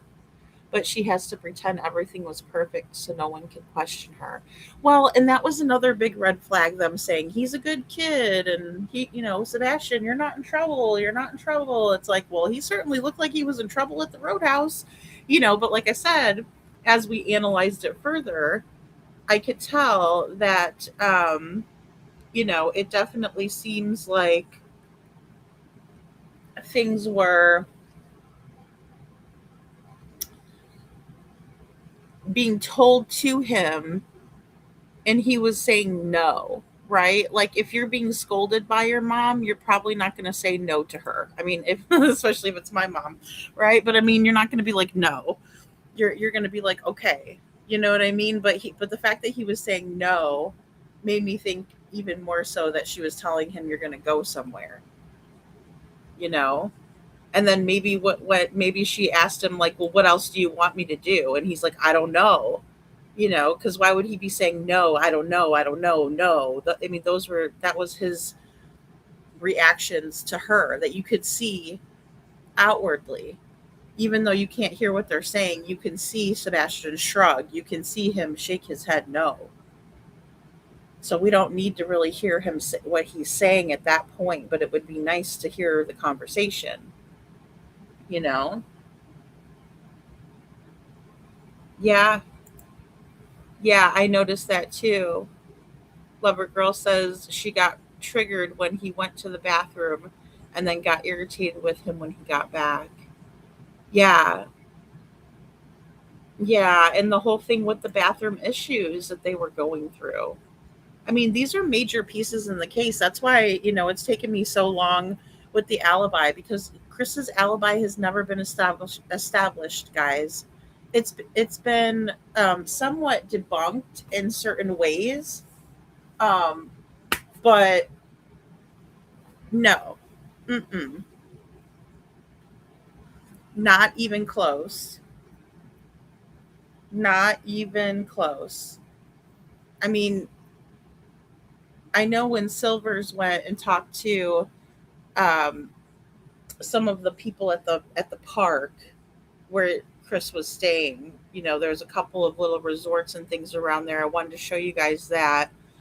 So I was kind of pulling in some of those together, but no one ever, has seen Chris at the job site when he said he was, right? Which would have been like 6:30 a.m. He said he was up in the crane, but he wasn't though. At six, well, it would have even been 6 o'clock because he told Holly Thompson he had one earbud in one ear and the other earbud in the other ear was listening to Katie. So he's working with one and listening to the radio on one, and then on the opposite ear he's talking to Katie about Sebastian being missing. So, I mean, that's a lie. I mean, he wasn't in the crane at 6 o'clock because even when Betty went there, they don't start until 7. So I'm working on putting all of that together too. So it's just interesting. Yeah, Holly says, I think he was very intuitive and knew there was something seriously wrong with her, that she was up to no good at that time. I think so too, because even though Katie secretly took that photo of him, he knew that she took it. Sebastian's super intuitive. You can't get anything past him. He's sharp as a tack. And you could see it in that video. And then also he watched everything that happened with Green Hoodie. Everything that happened, you know? Um, so I know so many questions. I know. It's so sad. Yeah, I think one of the biggest mistakes was that she went to the Texas Roadhouse too. Yeah, and I even think that there was something like some kind of a miscommunication about that too. Like the people that were in on it there thought that they were supposed to be there and they weren't supposed to. Either that or something was going to happen on the way home and maybe it didn't, and that's why we have the 3 a.m. lights. I've always wondered about that too. So, all right, guys. So I do want to switch gears again back to Summer Wells. And the reason that I'm going to be talking about Summer Wells again tonight in the mix of all of this, because again, these kids are just playing, poof, they're gone. But also, there's been a lot of talk on the streets about this new interview with Don and Candace, and then it was taken down, and then it was put back up, and then there was a live stream done about it. And I'm not going to review that live stream. It doesn't matter to me who covers what cases. That doesn't make a difference to me. It's a good thing to have everybody cover all the cases. I remember how difficult it was for me to get support and people to cover Devlin Tate's case, and even people to do it in a way that was respectful towards Devlin and his story and things like that. It was a nightmare. And we had good, we had bad, and all of it. Yeah. Yes, Summer Wells. And here's the thing about it, it's really difficult. You have to have a thick skin, and you have to be willing to put up with other people criticizing and even throwing out accusations that aren't always true, right? But sometimes it is constructive criticism. Um, in my opinion, it's very tough to come into a case like Summers or Sebastian's when you're brand new at it. Now, it's not that it can't be done, but again, when I think back to Devlin Tate's case, I just think like how hard it was for me at the 5 month mark coming onto the case rather than the 5 year mark or the 2.5 year mark. And there shouldn't ever be that mark, right? It should be like Javea Harris's case where they hurry up and they get these parents and they leverage what they have against them. And we did not see that in Jack and Lily's case. Sorry, RCMP. Sorry. Sumner County, you can go F off in any direction you so choose. And the same goes, I mean, really, the same goes in Summers' case for Hawkins County. You guys didn't do what you were supposed to do to begin with, and you ruined the investigation because you guys all have your own dirt. So, in my opinion, if you're going to interview, a big name person, though, like Don and Candace Wells, and I say that lightly because just like Chris, I'll tell Chris Proudfoot, the only reason that we are so interested in talking to you is because we want to find your child, right? And I say that loosely to Chris Proudfoot. Don is Summer's biological father, and he has said some very awful and astoundingly disgusting things about Summer. Candace's interviews have always been atrocious. And I, in no way, shape, or form, think that anybody is responsible for Summer's disappearance besides Candace, Don, and Grandis. They know. And Hunter might even know, too. But good luck trying to get any of those kids that think they're thugs to talk, especially to the police. I'm surprised Chris McDonough had such a wonderful interview with Hunter on the porch. Right? So it's very, very sad. I do want to play. I found the video I was wanting to play. And this is going to be the interview with Candace and Don. And it's going to be one of the update videos, right? So this is one that Deception Detective did, and this is going to be December 6th of 2025. So again, it's not at the 2 year mark of Summer's disappearance, but we'll see if we can find some similarities also. Now, this video is called They Finally Gave Up. And so let's watch this really quick. This is Van Hill Road. It's about 9.5 miles from the Wells family home on Ben Hill Road, where Summer was reported missing. And last week, law enforcement conducted a search on this road in the 3500 block. We did reach out to Don and Candace after the TBI confirmed a recent search in their daughter's case. They said they do not want to be interviewed as they are waiting to hear more from the TBI and, quote, otherwise, it is just more drama and stirred pain, so there was nothing to say. And all right, so right off the bat, it didn't take us long. 30 seconds in to this news story, we have them talking about how they're refusing to come out and speak about their missing child because they care too much about what social media thinks rather than finding their missing child.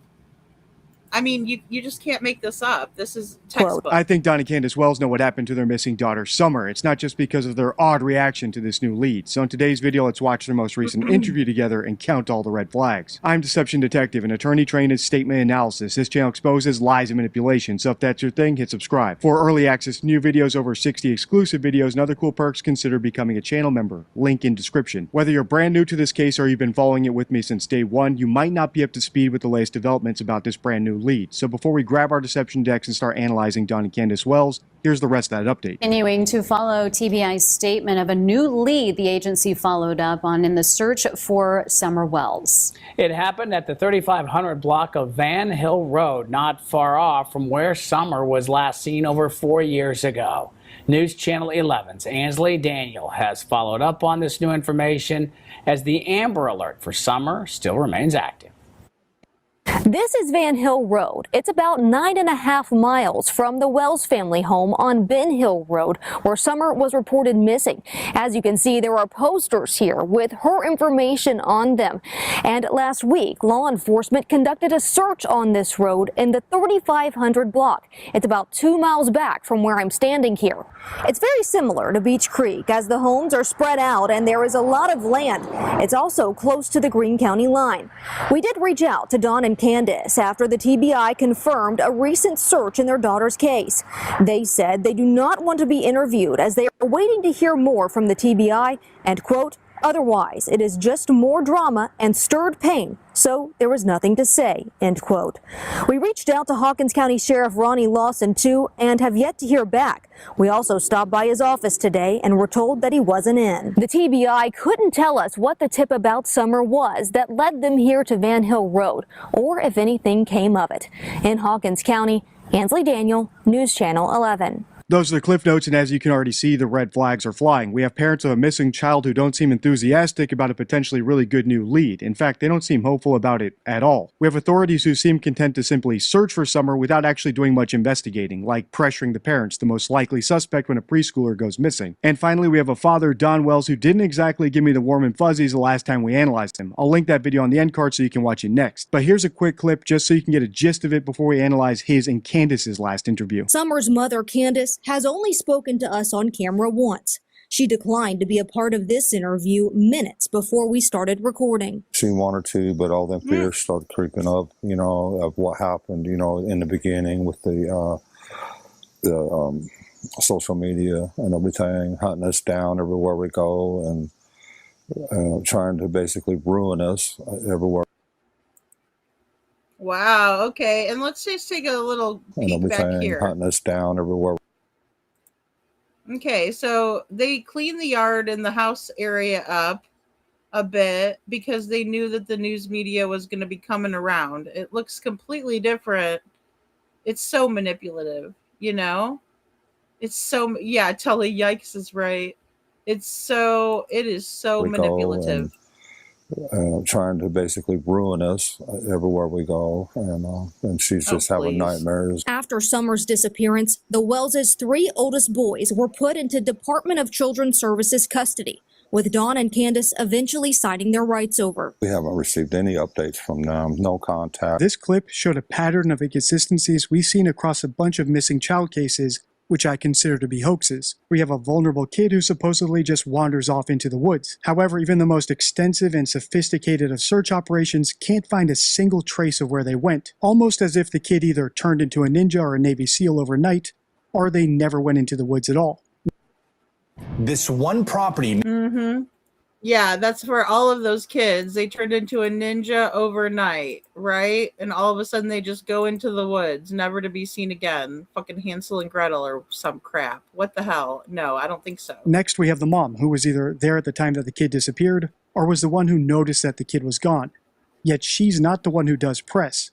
Instead, it's the dad who has way less information about what happened, doing all the press. But the biggest red flag of all, the parents reserve most of their anger and vitriol and complaints for their critics, rather than the person who supposedly kidnapped their kid, or rather, each other, because after all, in all these cases, one parent was alone at the time the kid disappeared. How could they possibly know that that parent didn't do something? That's why so many actual innocent parents of missing children, like the parents of Dylan Ayler, end up splitting up, because that doubt eats at them. If my theory about what happened to Summer Wells is correct, it's the most disturbing missing child case we've ever analyzed on the channel. Obviously, there's much more to that video, and like I said, I'll link it on the end card so you can watch it next. But for our purposes today, here's the two main takeaways. First, Summer isn't the only child Don and Candace have lost. Their other children, Summer's brothers, were taken away by CPS not long after she vanished. Second, as soon as YouTubers like myself started poking holes in the Wells version of events, Candace became very camera shy, which is why we have to go back a year to analyze the last time she and Don Wells appeared on camera together in a TV interview. And based on her performance, I don't blame her for never doing one of these again. So without further ado, let's watch. All right. And again, I just want to point out that, Don and Candace came out and did that interview. That's how long ago they actually did an interview together where they actually come out and talk, where Candace doesn't decide at the last minute that she's not going to do the interview. Pushed investigators for months to learn about new details or updates in this case. What we do know is that her family continues their search to bring Summer home. I spoke with both Don and Candace Wells in Kingsport at a place with deep meaning to Summer's disappearance. Borden Park is anything but quiet this time of year. But 3 years ago, it was filled almost weekly with people praying for Summer Wells. I see all these families, with their kids and how much they enjoy them and stuff, and we were stripped away from all our kids. All our kids have been kidnapped from us by DC. Oh God, here goes Don talking about how all the kids were kidnapped from them. No, they weren't. They were taken out of your custody because of the way that you were treating them and the living conditions they had to endure. We were stripped away from all our kids. All our kids have been kidnapped from us by DCS, and we're not sure about Summer, but we know about where our boys are at. While the prayer vigils are now few and far between, Don and Candace Wells haven't stopped praying that their daughter Summer will be found. We have hope, always. But there's not much hope in this world. It's like, we have to trust God that there's hope in eternal life in heaven. As I always say on the channel, lying. Wow, here goes Don, gonna see Summer in heaven. What the hell? Oh my gosh. When they say those kinds of things, well, we do have hope, but, and he's telling on himself. He's telling on himself. I mean, I think the first step is to watch all of those interviews again, guys. Anybody that's covering Summer's case, I implore you to do your research, please. And if you talk to someone like Don and Candace, please keep that up for proper documentation. For the love of God, I'm begging you. It's hard. Do it for Summer's sake. Do it for her sake. Because these people are guilty as sin. And again, this is a video that Deception Detective did because there was that new lead that came in. Okay, I just want people to keep that in mind. So don't take those videos down. You need to be giving them over to the TBI or the FBI. At this point, I don't know who to trust. Which is one of the reasons I think Candace Wells stopped doing interviews, because I think she recognizes that she's a bad liar. But people like Don Wells or John Ramsey or Chris Proudfoot, people I consider to be psychopathic liars, don't feel that shame or trepidation about telling a lie on TV and potentially getting caught out. They think they're smarter than everyone when, in reality, psychopaths have lower IQs than the average person. Which is why Don appears to have immediately contradicted himself here about the hope they have. Do they have hope that they can find Summer, or do they think she's dead and hope that there's an afterlife? Likewise, what's his theory about what happened? He uses the word kidnapping about CPS taking his sons, but he also says that Summer was kidnapped and that they don't know what happened. So do they? Boom. And he's over there telling Fred and Sheila that and that's the thing. These people have lower IQs. They have delusions of grandeur. They think they're smartest one. That doesn't mean they're the smartest one. It's that they think they are smarter, right, than everybody else. And again, I believe he was telling on himself. Not know what happened, or was she kidnapped? Or is kidnapping to him a situation where someone can take your kid from you with your consent because you're put in a position where you can't say no? Because if that's his definition of kidnapping, then I do think he thinks Summer was kidnapped, because my theory about this case is that they willingly gave her to someone in exchange for something. I'll link my I think so too. I think that there's a strong possibility, and that is the one hopeful possibility that I have. And that's still not very hopeful because she's being hurt then. In my opinion, they didn't sell her to someone who wanted a child, to treat them good and to make sure that they grow into a contributing member of society. No, no, no. That's not the people that they gave her to, in my opinion, if that's what My happened. entire playlist below if you want to see how we came to that theory and all the nuances, because I do know that it sounds really crazy, but it's the best theory we have for this case based on the parents' own words. All right, let's keep listening. Summer was reported missing on June the 15th of 2021. We know that she was taken off her property, and we know she was taken away in a vehicle, or they would have found her in the area if she was somewhere in the area. But who's responsible for her? We don't know. I asked Don and Candace when was the last time they heard from investigators. We haven't lately at all. It's been a while, over a year, I think. I haven't talked to any law enforcement at all.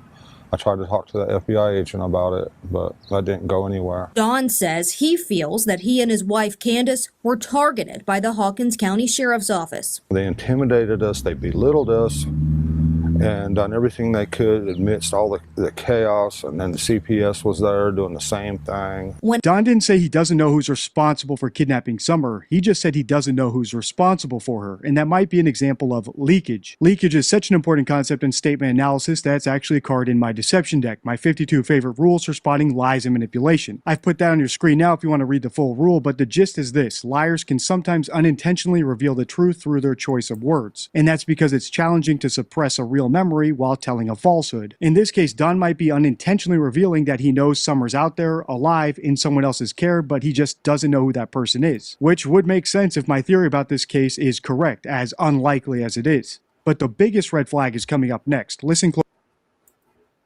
Okay, so before we get into the biggest red flag, I do want to read the leakage card, because I believe in all three of these cases, right? Jack and Lily's case, Summer Wells's case, and Sebastain Rogers' case, there has been leakage, and that's why the statement analysis is so important. And then also with the information that we now have, it's even more important. So liars can unintentionally reveal the truth through their choice of words, as it's challenging to suppress real memories while telling falsehoods. If someone repeatedly uses an unusual phrase or word, it may be a clue worth investigating, right? And that's Freud 1901. So in 2020, after reporting her daughter missing, in 2020, 20, after reporting her daughter Malaya missing, Sahara Irvin described to the press feeling drained. Later, Malaya was found in a storm drain. The coincidence in Irving's choice of words, drained, and the discovery location of Malaya's body suggests a possibility of Irvin inadvertently leaking hidden information about her daughter's whereabouts during her interaction with the media. All right, guys. Now, this is so very, very important. I need to get a deck. I need to get a deception deck. Okay, I just do. Everybody, we all need this. We all need this in our life, right? Because this is so super important. And this is what I really feel like has happened in all of these cases. And it just takes that one little thing to let us know that we're on the right track. And Janet thinks Hunter knows. I think so too. Yeah, they both said they took a polygraph and polygraph. I can't talk tonight. Have you guys noticed? Oh my gosh, I'm a mess. Both took polygraph tests. Yes. So, Nicey Marie says, in my opinion, Summer had an incident at the swimming hole. Branches logs she was swimming in, milk jug video, sweatsuit in 80-degree weather, sweatsuit to cover all the injuries, milk jug on the right ear and elbow. Yeah, the milk jug, that photo is very, very grim, right? Like that's a photo that makes me think that she's not with us anymore. You know what I mean? That's where I start to wonder, you know. The pictures are super unusual, Holly. They are. They certainly are. Yeah. It's too cold. I mean, I don't see how anybody falls asleep on a milk jug like Closely. that. When asked about how he thinks about Summer's disappearance 3 years later, Don spoke about a Department of Children's Services investigation. They said somebody had called and said that we was giving our kids loaded guns to play with. And so they closed the case June 14th, which is something CPS does not do. They don't just close cases. So it's Really, Don? Because they closed 4 cases on Sebastain. And then they closed a case for you. So that's interesting. They just go around closing these cases and leaving these poor kids in these conditions. That's so sick of them. On their part, that is so sickening. which is something CPS does not do. They don't just close cases. So it's really odd and mystifying why they closed the case June 14th and then 24 hours later, Summer's gone. Summer's mother, Candace, sat in for part of our interview, but got up after a few questions. She was going to try, but her emotions are just too much. The last update in the Summer Wells case from law enforcement was an age-progressed photo released in June of last year. This image was released by the Tennessee Bureau of Investigation. There's obviously... Well, it came from missing and exploited children. The Tennessee Bureau doesn't do those. But you know what? The amount of fuckery in this and the media pushes is also astounding to me. They just sit there, oh, okay, thank you. Ha ha. It's like, wow. Exceptions, but a good rule of thumb is those who have nothing to hide don't hide anything at all. So the fact that Candace is so reticent in such a softball interview is a giant red flag. But a far bigger one, CPS getting involved in their lives just 24 hours before Summer went missing. Because that would be a clear-cut motive for getting rid of her when they did if they knew CPS would have found signs of abuse on her body, or they were worried about what she might say. If you've been here a while, you'll know I think motives are a nice to have, not a must have, and that's because people aren't as rational as they are in the movies or TV shows. So the fact that we potentially have a motive at all, especially such a glaring time-sensitive one, is a gigantic red flag. If you want to continue the series, let me know by liking, commenting, and sharing. Until next... All right. So, you know, I think that was interesting because that was like the 3-year milestone, I guess we could say, for Summer. And Candace, you know, walking off of the interview and doing those types of things makes me wonder if, you know, Katie didn't, you know, watch those types of things happen and watch the media's reaction and people's reactions and, you know, oh, nobody's going to care. Nobody's going to, you know, think twice. Well, you were sadly mistaken. Nobody can predict what's going to happen, you know, unfortunately. Oh, okay. Oh, great. Thank you. Thank you, Nicey Marie. I'm so glad. Yeah. I want to do another live on Summer, but I would like to do it more like a timeline based one. Um, yeah, I would really like to do one and pull in maybe different interviews and show what was said and what was done. I mean, Don and Candace have really turned it into their own little circus and you know, everybody's at their mercy because they're the ones that have the information and but yet they're not going to be telling anybody anything truthful anytime soon. You know, it's just so frustrating. It's sad. It really is. And then the media is just like, "Oh, great. Well, I'm glad we got this interview. We'll get paid for this." And the kid's still missing. It's unbelievable. It's really, really sad.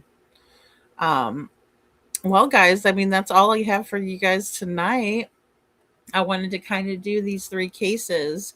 Since, you know, Malaya came out, it's just the same story, the same song and dance. And, you know, the kids are still out there missing. It's incredibly sad. Um, and, you know, here we are just waiting for justice to unfold and it will. I believe that in all 3 of these cases we will figure out more details as time goes by. I mean, look at all of the bombshells that just came out in Sebastian's case. Look at the renewed energy in Summer's case. And then you have Malaya Brooks Murray coming out of the woodwork. I mean, there's no telling why she decided to come out. We just know that she came out. So, thank you, Bo. Thank you so much. Yeah, guys. And like I said, I'm gonna try to do some more day shows. So I think tomorrow would be a good day to do that. That's why I'm kind of gonna cut a- our live a little bit short, because I would like to do that. And I don't have anything, knock on wood, that will prevent me from doing that. So I think we'll do that tomorrow. And we'll hopefully I can have the rest of that video fixed up for us, because I have some good things I want to show you guys. So maybe we'll do that um, during the day. If anything, we'll just do like a true crime chit chat type thing, because who knows what'll happen between now and then. So, all right, guys. Well, everybody that's been here with us through this, I appreciate you guys a lot. These three cases are really, really important, as are all of the cases. And so, I'm just so glad that you guys care so much. Also, let's keep involved in the Haley Busby case, and hopefully we can get that law passed through, kind of see how they're doing these things, and how they're getting the reaction they are, because they have gotten a great response out of Indiana for these laws that they're trying to push through. So I really am glad about that. um, and I'm grateful that they're doing that for Haley. She deserves the very best. So do all of the kids. And when they're missing, there needs to be alerts put out for them. I don't care if it's a brown, blue, gray, purple, pink, green. I don't care what color it is. Just get it out there, push it out there. Let us know. We have missing children and they need to be found, and we can hurry up and get that flyer out there as fast as possible. Right? It just, time is of the essence, like they're saying, and it's such an important cause, and I hope that we can update these laws and do better. So, well, I love you guys all so very, very much, and I will see